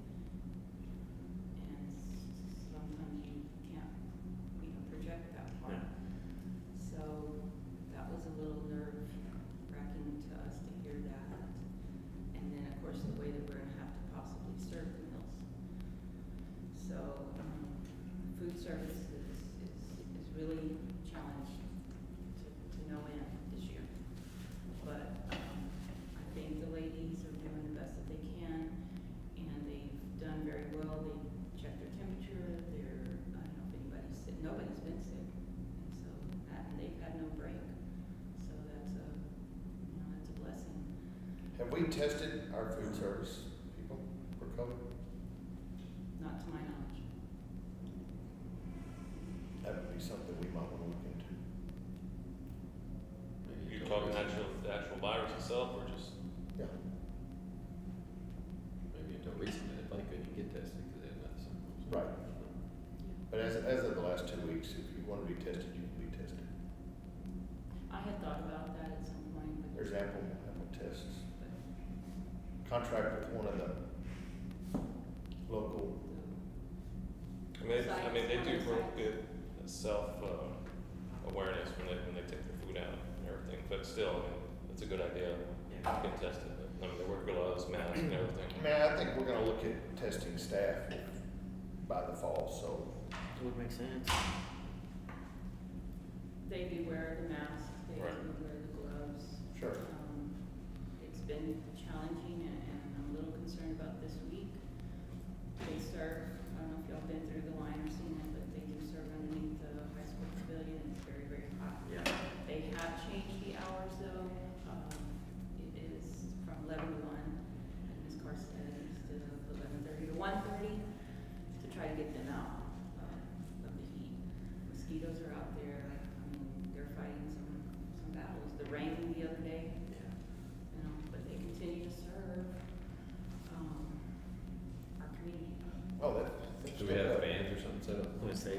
those big shop I hats did we mention put on to there. her that if she wanted them, please let maintenance know. I said, you might even consider going into the high school, the little foyer right there in between cars, if you can. It's kind of hard to do that, they're really kind of coming at a good pace right now, to take turns maybe. But she has used the same staff that she ended with. And so I think that's helped too. She hasn't been bringing in everybody. Yeah. And so maybe that's helped. And they understand how important it is for food, so we can certainly look at that. A cool miss system or something to rent, help them out, or we pass it out. Yeah. Mhm. Yeah. So, that's what I know, that's how much I know on food service, Fund 240. Of course, our Fund 199 always picks it up, the deficit, but maybe we won't have a deficit if we run it correctly this year, or as much as one. Okay, the next report I wanted to go over is your fund summary, which I believe is either on page 41 or 42. You'll notice on here that I have added the CARES Act, which is the Coronavirus Relief Fund. And that particular act is an application process. Each LEA will be capped at a reimbursement amount equal to the greater of $50,000 or an amount equal to $250 per state compensatory student. So for us, that would be capped at $50,000 if we incur at least $67,000 in reimbursable expenses. And this will not be provided in addition to reimbursement from other reimbursement resources. Okay, so no double dipping. So that's one application. The next one on the fund summary is the 266 fund ESSER, which stands for Elementary and Secondary School Emergency Relief Grant that Ms. Carr referenced also earlier. And that one too is a application based on our state's Title I Part A grant. And right now, Odem-Edroy ISD is eligible for $271,920. And then we have one more grant on the fund summary, which is the Safety and Security Grant, which has been approved for $25,000, and that will be our fencing. Any questions over any of those? Any reports? What do we use the extra money for, did you say? That will be for elementary and secondary school emergency relief grant, which we will be able to use our COVID expenditures that we had to use for that, and any others that we have to use into the following school year that are related to COVID.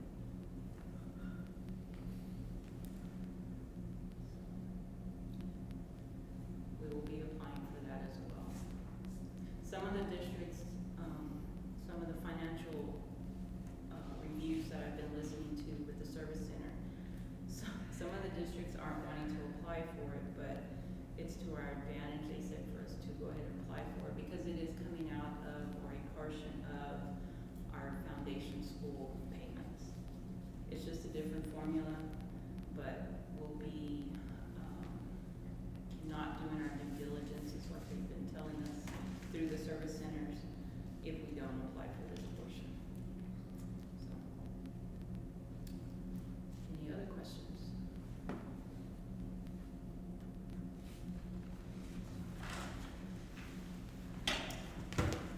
Update on projects. The only one left on my list is the softball press box is completed, and it was paid for on May 27th, so it's in your disbursement register. And what we have left, according to Coach Bertha, is in-house work, is the ceiling and painting of the press box. I was gonna ask, are they gonna paint it? Yes. Oh. And according to Mr. Schultz, we got a paint grant from True Value in Sinton, and so that's where we're getting paint. So are we using quite a bit of True Value for parts and stuff and pieces and things we need? I believe we do, yes, I've seen. Good. So, yeah, trying to keep it as local, Yep. right? Any questions on projects? update on the RFQ process. Our RFQ committee did meet on May 28th. However, in learning some new information on June the 3rd, the RFQ committee must meet again. So we'll come back to y'all on that. But yeah, we want to do it right, and so, You're on that, right? Okay. we will meet again, I don't know when, sometime this month, I'm sure, and then report back to you in July. Okay. Any questions? So now to the budget workshop overview for 2021. So this is very preliminary, as you all know, we only have preliminary values. So our agenda today is to go over our finance template, we're reviewing the projections, and to let you know that our property values have gone up. The high side is 60 million, but by the time protests are completed, it's probably looking like maybe 40 from last year to this year. That's positive. We will receive our final property values July 24th, and we have a board meeting on the 26th, that's the 7th, so I don't know how much we'll be able to do from there. We probably have to have a separate budget meeting, because it's too soon. Too soon. Too soon after. We're looking for a special workshop for the budget. Then we have federal grants. We will have carryover this year because of the COVID situation. There will be applications that will have to be filed. Ms. Carr's already filed several of them for waivers and flexibility because we were not able to spend different federal funds for the school. So they are allowing us, TEA is allowing us to carry forward that and hopefully be able to expend those in the following school year. Then, of course, our COVID-19, we have these different grants that we'll be able to apply for and help for some of our reimbursements. Then budget considerations that we have on here, we wanted y'all to think about employee compensation and benefits. The processes that our campuses and departments go through, they do help us with the budget process. They do have input. And so we just wanted you all to know that. We value what the administrators tell us, and we try to work within the budget. And then our facility plan update, we'd like to go over that as well. And then a little bit of COVID-19. So on the second page, we just wanted to give you a refresher of what the budget looked like last year for 2019, 2020. And this will be the same format that we'll be using for 2021. You will approve a budget for Fund 199. You'll approve a budget for debt service, which is Fund 599, and also for food service, which is Fund 140. Then we wanted to put in here the 2019-2020 adopted salary schedule. You will see, what we're proposing is that the teacher will, of course, they'll go up their step, and that their dollars would go with them. That would be the teacher's pay raise by getting their step. We have in the past just given them the step, and the money didn't go with them, but we would like to propose that the money goes with them this following school year. Not adjusting the salary schedule, but just going with the step. So then we have the salary increases, like I talked about, would be the teacher step.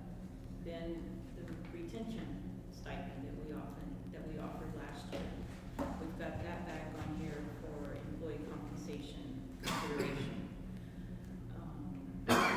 We think that's a good measure on our part.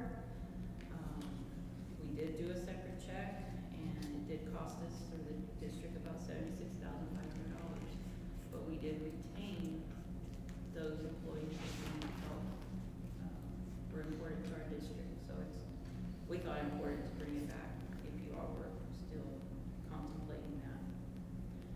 Then health insurance.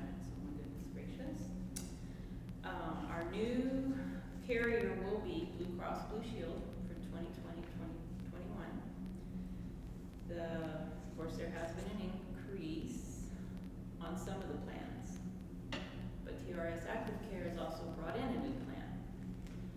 So some of the premiums have gone down on 2 plans that they've still got in place, but they brought in a new plan.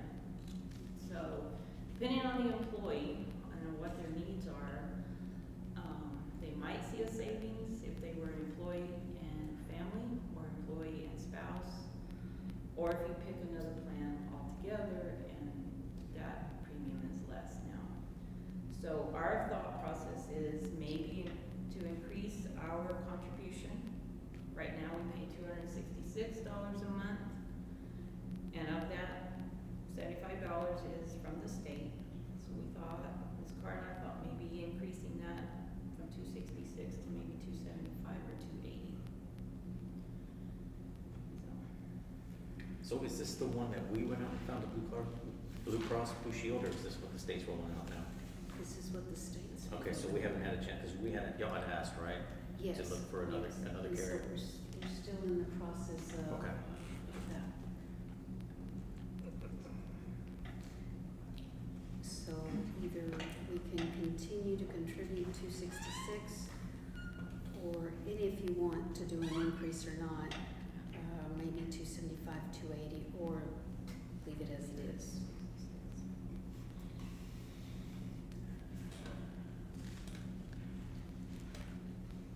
Any other comments? On that, Are we talking about that now, or? well, I think we've got to stop chasing insurance. And the increase is the increase. Now, if we want to help with it, we add it into salary. Because in my mind, and this is a bigger picture deal, but until people start standing up and feeling the punch of the total increase is just an increase, which seems to be happening on a yearly basis, nothing's ever gonna change. That's a political view, not a, but I think we stop increasing the insurance, and then some years we have money, we give them, throwing them, we increase in their salary, but if we can't do it, then we can't do it. I mean, we give them a raise, we increase in insurance, what are we doing? We need to pick one or the other and stick with it. That's just my point. Well, this is just this one insurance, we haven't looked at others, It's just the health insurance, so. but it's just one company of health insurance. Do we have options? We're locked into one until we pass the resolution. And then we can begin getting quotes and giving people more choices. The staff could choose the other insurance carriers at that point, but the way it's set up now, we can't. That was the reason we wanted to promote that for maybe the following year. We have 2 choices for them to choose, and they become more competitive. Lots of districts are doing that because, especially those smaller districts, there's extremely high premiums, and the larger districts have a lot lower premiums, but there's no employees, so. We don't have a whole lot of folks in the district that opt with this, because it's so expensive. Usually they go on the spouse's insurance or something. It's what's happened in the past. We have 93 right now. 3? On the main billing, it was 93. 93. Out of how many? Eligible, 160. That's more than I thought. 60%. So others are either on your spouse.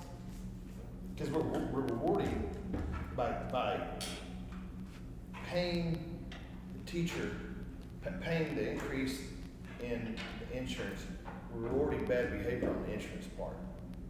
So that one person, that teacher that goes, well, I'm gonna go out and get cheaper insurance to my spouse or whatever, and if we do it on their salary, he or she gets that as well.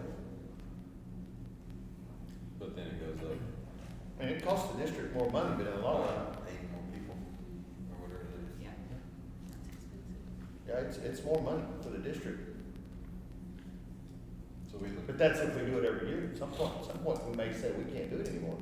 Sometimes we have, I know we've done that in the Yeah, there's been in the times when we salary, said we we've can't do done it in the it. salary, we've done it where we can't, we don't do anything with it. And are they able to decline what go to the marketplace?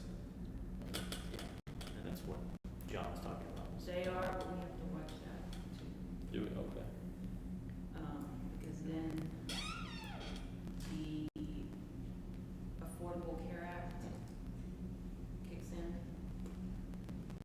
And if we are not doing our due diligence and they go out and find something cheaper, the district then becomes liable for that.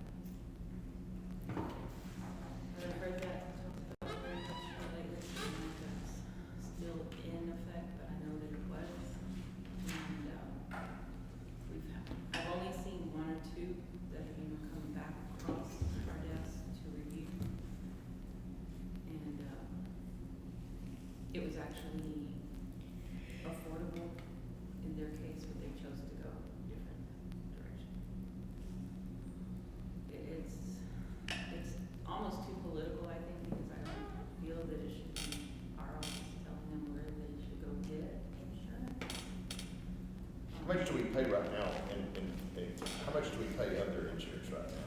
The 266. 266? So the teacher that's going out and getting somewhere else does not get a cent of that. No. No. This is only for those that sign up for the insurance. So what's the average they pay for family? Oh, A for month. family. It's like $1,800. It's a month. Some people just get a stuff. I'm thinking the same as John, I'm not sure, but it should be just a flat rate to everybody, in their salary, if you have insurance or not, but. And we used to do that. It was called a health insurance supplement. Yep. Everybody got it. It's $80 maybe at one point, I don't know. A month. Set it for maybe 2-3 years and then look at it It was again. part of your salary and That's it. you pay, if it helped pay part of your. I promise you, if we picked a number and said, we're gonna pay $250 for your insurance, that's it. But it's gonna be in your salary, you can do whatever you want. This Blue Cross Blue Shield, there wouldn't be 90 on there, it'd be 40 of them on there.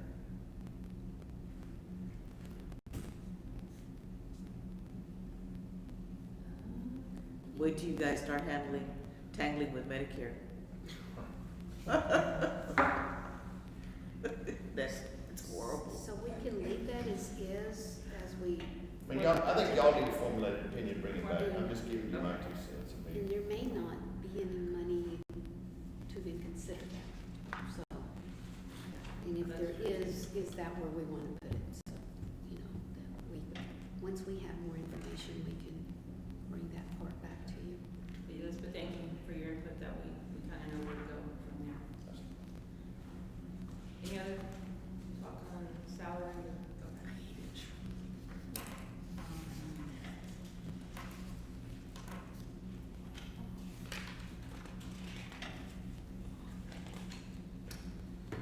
Facility and transportation. So for 2019-2020, what we were able to accomplish is in the yellow. We were able to get 9 HVAC units replaced. We were able to redo elsewhere road repairs. We were able to do the softball press spots, the doors at the baseball, in the bathrooms and install doors. We were able to purchase a swimming pool vacuum. We signed maintenance agreements. And we were able to add additional cameras and exterior lighting for safety. We were able to put in some gym bleachers and are continuing to put some in also this month as well. And expand the Wi-Fi at the football stadium. And then we also had additional radio communication systems that we purchased. What we would like to put on, and I guess let me go back, the parking lot repairs at the elementary,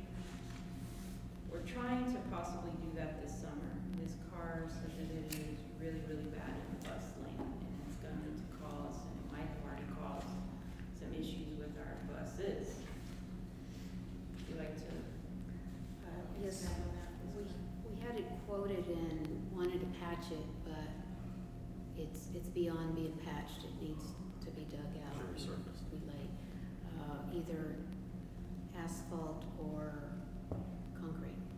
But, you know, a number of our buses have been damaged. It's not just in one, it's like 3 different giant potholes. And it's mostly where the concrete meets the asphalt. And so, a bus, you know, a rim on a bus, you know, things like that. You're not only having to replace the tire, but also the rim when the bus down. So that really, I think he quoted us like 17,000 just for that area. Is that asphalt or concrete? It's asphalt. Where's this at? At the elementary, bus lane. It's pretty bad. Fast you have to be driving over her to the rim. The potholes are ridiculous. The pothole, it's just the depth of the pothole, yeah. Yeah, it's pretty bad. Okay, so we don't put any speed bumps in. People, it's, I don't know what got it in that condition, but it's pretty rough. Like half a tire, somewhere like that. The base is not good for some reason there in those certain spots. I don't think it's ever been any kind of maintenance done to it. I think, Concrete's the way to go. I think it's a little more expensive, but with that kind of traffic and that weight, I mean, I think concrete's the way to go.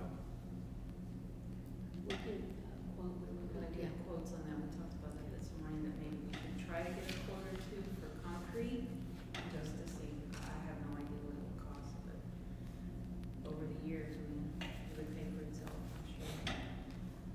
One of the other items on 2019-2020 is our safety audit compliance. We're not quite there yet, but we're still working on it, and we'll do that by the fencing grant that we got. So that's another item that we should be able to complete by this year. And then the goalpost, or the goalpost at the football field, I believe that's gonna be looked at or taken care of after graduation. I think Coach Worth is working on that to get those replaced. And what's wrong with those? They've been, They're old, they're your goalposts. The what? They're your goalposts. Actually, Plus they've that been- one is really. They've been there years, one's crooked. Yeah. Oh, that's why I meant they're crooked. Yeah, one's they crooked. are, I believe, Look up more like than this. likely. Oh, yeah. Yeah, you can see it when you drive by. Home field advantage. I think that's our home field advantage, is right there. Pick right, point the. We wanted to redo this parking lot out here, but that's really more pressing over there with the buses. Yeah. So for 2021, we still have our main roof replacement, which will be the elementary, the intermediate, the high school gym, and the junior high school gym.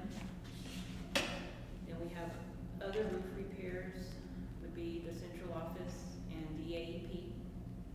Of course, we would continue upgrading our HVAC system, upgrading our lighting system, updating our technology, and then the parking lots. The parking lot that Ms. Carr was talking about was this one right here, the football field, junior high parking lot. It's really, really bad. And then continue with the safety compliant part of the fencing and the safety grant. And that's our projections for 2021. Is that our big ding on the safety audit, is the fencing? Is that what's outstanding? It's just fencing? Fencing and then the markings, and they're gonna do the markings this, I think we have till October 1st to have the auditor come out. Yes. And do the safety audit, but they're going to do the markings on the parking lots, Oh. fire lanes, Yeah. all of that. Are they gonna do the crosswalk as well with the paint that's not gonna wear off, cause it seems like it wears off within a few weeks? I think they finally found one that works better, but of course, school was close by that time. Anyway, but we will continue to use, at least we found which paint to use, and then they need to keep them up. Fire lanes and handicap spaces and, general parking in the parking lots. Any comments, concerns on facilities y'all want us to look at? Transportation for 1920. Our goals were to purchase a a special education bus, purchase a small bus, purchase or lease 2 Suburbans, which we do have board approval to do that. Purchase or lease a maintenance truck, purchase and lease a sedan, which was board approved as well, and then purchase communication system for transportation. So none of that was able to happen for various different reasons, so we'd like to carry some of these items over to 2021. We desperately need to purchase a special education bus. We need an special education bus. We would like to continue to look for, purchase or lease the Suburbans and the sedan and possibly another food truck. But let me go back on the Suburbans and the sedan. Depending on how the COVID thing goes and how school goes, we understand there might not be as much transporting, but we would like to be proactive that everything will be okay, and so we would like to be able to purchase or lease the Suburbans and the sedan.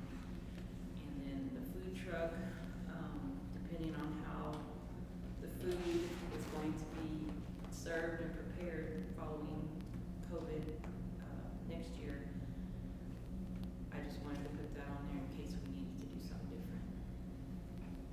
Any comments, concerns on transportation?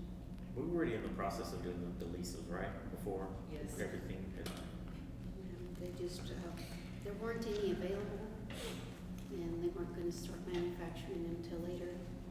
And then we had school closure, and she said August, right, when they started. Mm-hmm. And then the buses, we got approved for that grant, right? But And then they pulled then it. they, so is there any, what's the possibility that they come back? Is it gone? If they fund it for next year, we would be the first awarded, whoever got awarded, but they're spending a lot of money and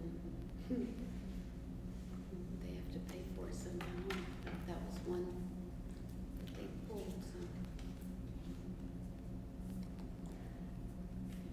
Everything that needs repaired is being repaired now, so in that department, Mr. Adisola is doing a good job of, he came up here, we just said get it fixed. Let's do it in summer versus trying to do it during the school year, so, at least maintenance is happening to those vehicles and we know where we're at with them. Food truck's been repaired this year already. Mm-hmm. So, on to COVID for 2020, 2021. There's just so many unknowns at this point for everybody. Of course, we understand we would have to abide by the CDC guidelines and social distancing. And so here's some cost or some areas that Ms. Carr and I feel like we need to talk about and would be challenged with, would be extra staffing. That would be an additional cost. The instructional cost, just the different learning platforms, the blended learning, the technology that would be required for that. The transportation itself, if we're gonna have to do multiple routes, different routes throughout the day, that could increase our cost substantially. Custodial, if we go to feeding into the classrooms, we already know that's gonna be a challenge in itself, and then keeping it clean so that we don't have rodents and other problems. Physical barriers themselves, we don't know what we're gonna be required by the CDC to have up and in place and provide. Special programs, differentiation and equity, we really gotta focus on those special programs. And then our teachers, you know, if the learning goes to remote, or continues to be remote, you know, how is that gonna affect them as far as having to up their usage on their own phones, their cell phones, or their internet?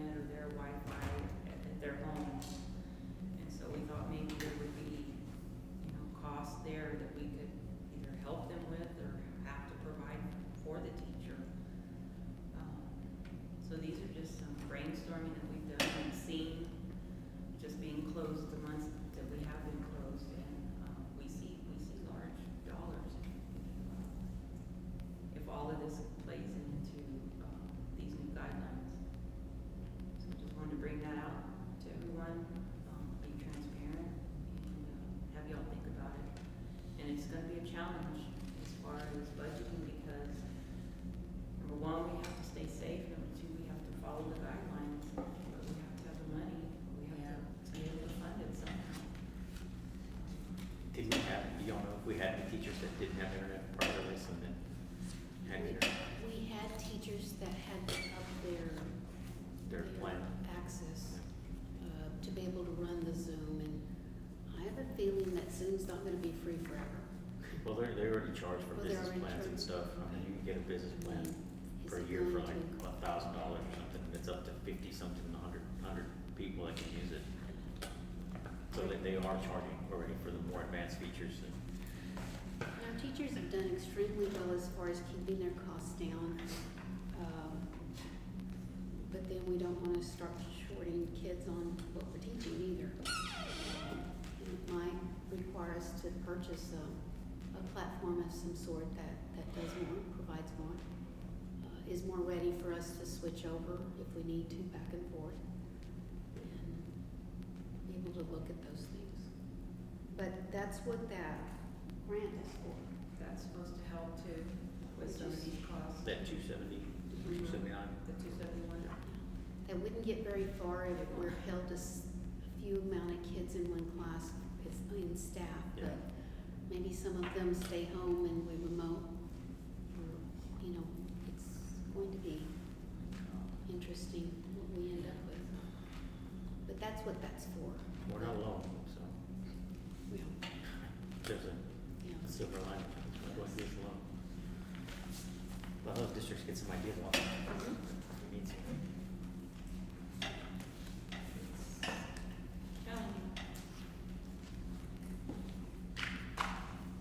That's my presentation. Any other questions?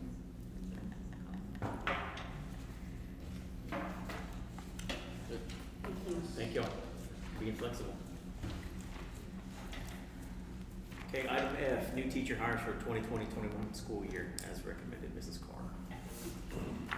We have a chemistry teacher that we've hired, Simon Roberts, Simone.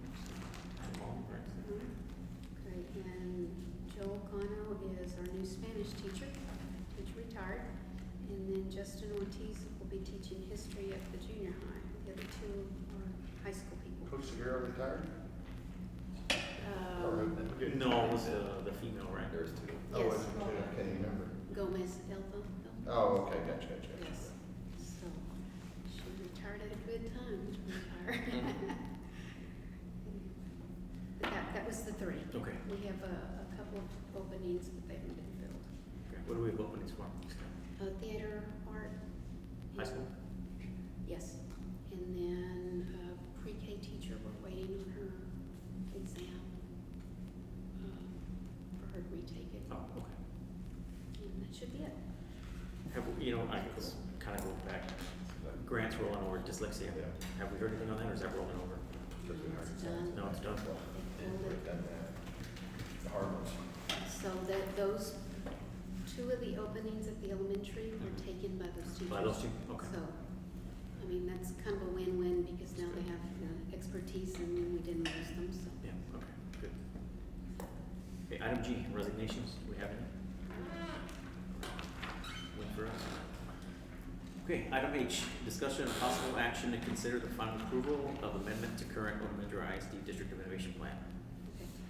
This is where, we voted last time for us to be able to post the proposed amendment, allowing us to go outside of TRS to get group break plans. And so that's been posted since then, and so it would require a second vote, 2/3 majority vote to proceed.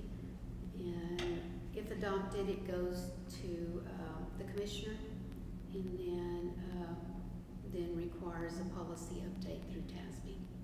So, it would, it's just, again, opening insurance to our employees, hopefully getting better rates for them in the future. Okay, this one, it's an action item. Yes. So who wants to, we have specific wording for the motion. Takers. Okay. Do you have any takers? They are, no big words, okay. No, I'm sorry, no, a bunch of nickel words. All right, 10 seconds in. I move that the board adopt the resolution for amendment to flexible benefit plan as indicated in the CARES Act for eligible over-the-counter as performed. That's not this, that's not this one? No, I don't move that then. Yes. Change it. Oh, I was on I, I'm sorry, fresh head. Okay. Hold tight. Sorry. I'm ready. Okay, so do I have a motion? This is on the. This is for item H. There's no specific language for that? No, no, certainly. So moved. Okay, motion made by Mr. Wiley, do I have a second? Second by Mr. Martinez. Any other discussion? Okay, all those in favor signify by saying aye. Aye. All those opposed, same sign. Motion carries. Item I, discussion of possible action to consider adopting the resolution for amendment to the flexible benefit plan as indicated under the CARES Act for eligible over-the-counter medications. Okay. This basically adds female products to the employee card, health card for purchase over the counter. Weren't able to purchase those with the medical card, and this updates that to make that option. It covers all menstrual care products. There Okay. is motion for that. That's the Is one that I just This one, fix and read. Yes. Okay, do I have a motion? I move that the board adopt the resolution for amendment to the flexible benefit plan indicated in the CARES Act for eligible over-the-counter medication and authorize the superintendent to execute any required documents related to this amendment. Do I have a second? I'll second. Second by Mr. Mark Bruno. Any other discussion? Okay, all those in favor signify by saying aye. Aye. All those opposed, same sign. Motion carries. Item J, future agenda topics. We have one. What was it? I forgot. E3. E3, that's right. So that'll be on the next meeting agenda then too. This will be the action item, right? Discussion, possible action, consider. Anything else? Yes. The resolution, if we need to change it. Possibly need to change the resolution if things get lifted. Okay, so we'll put that on there tentatively, Tentatively. right? We'll tentatively put that on there to change anything based on and that was the waivers Yes. and all that stuff, correct?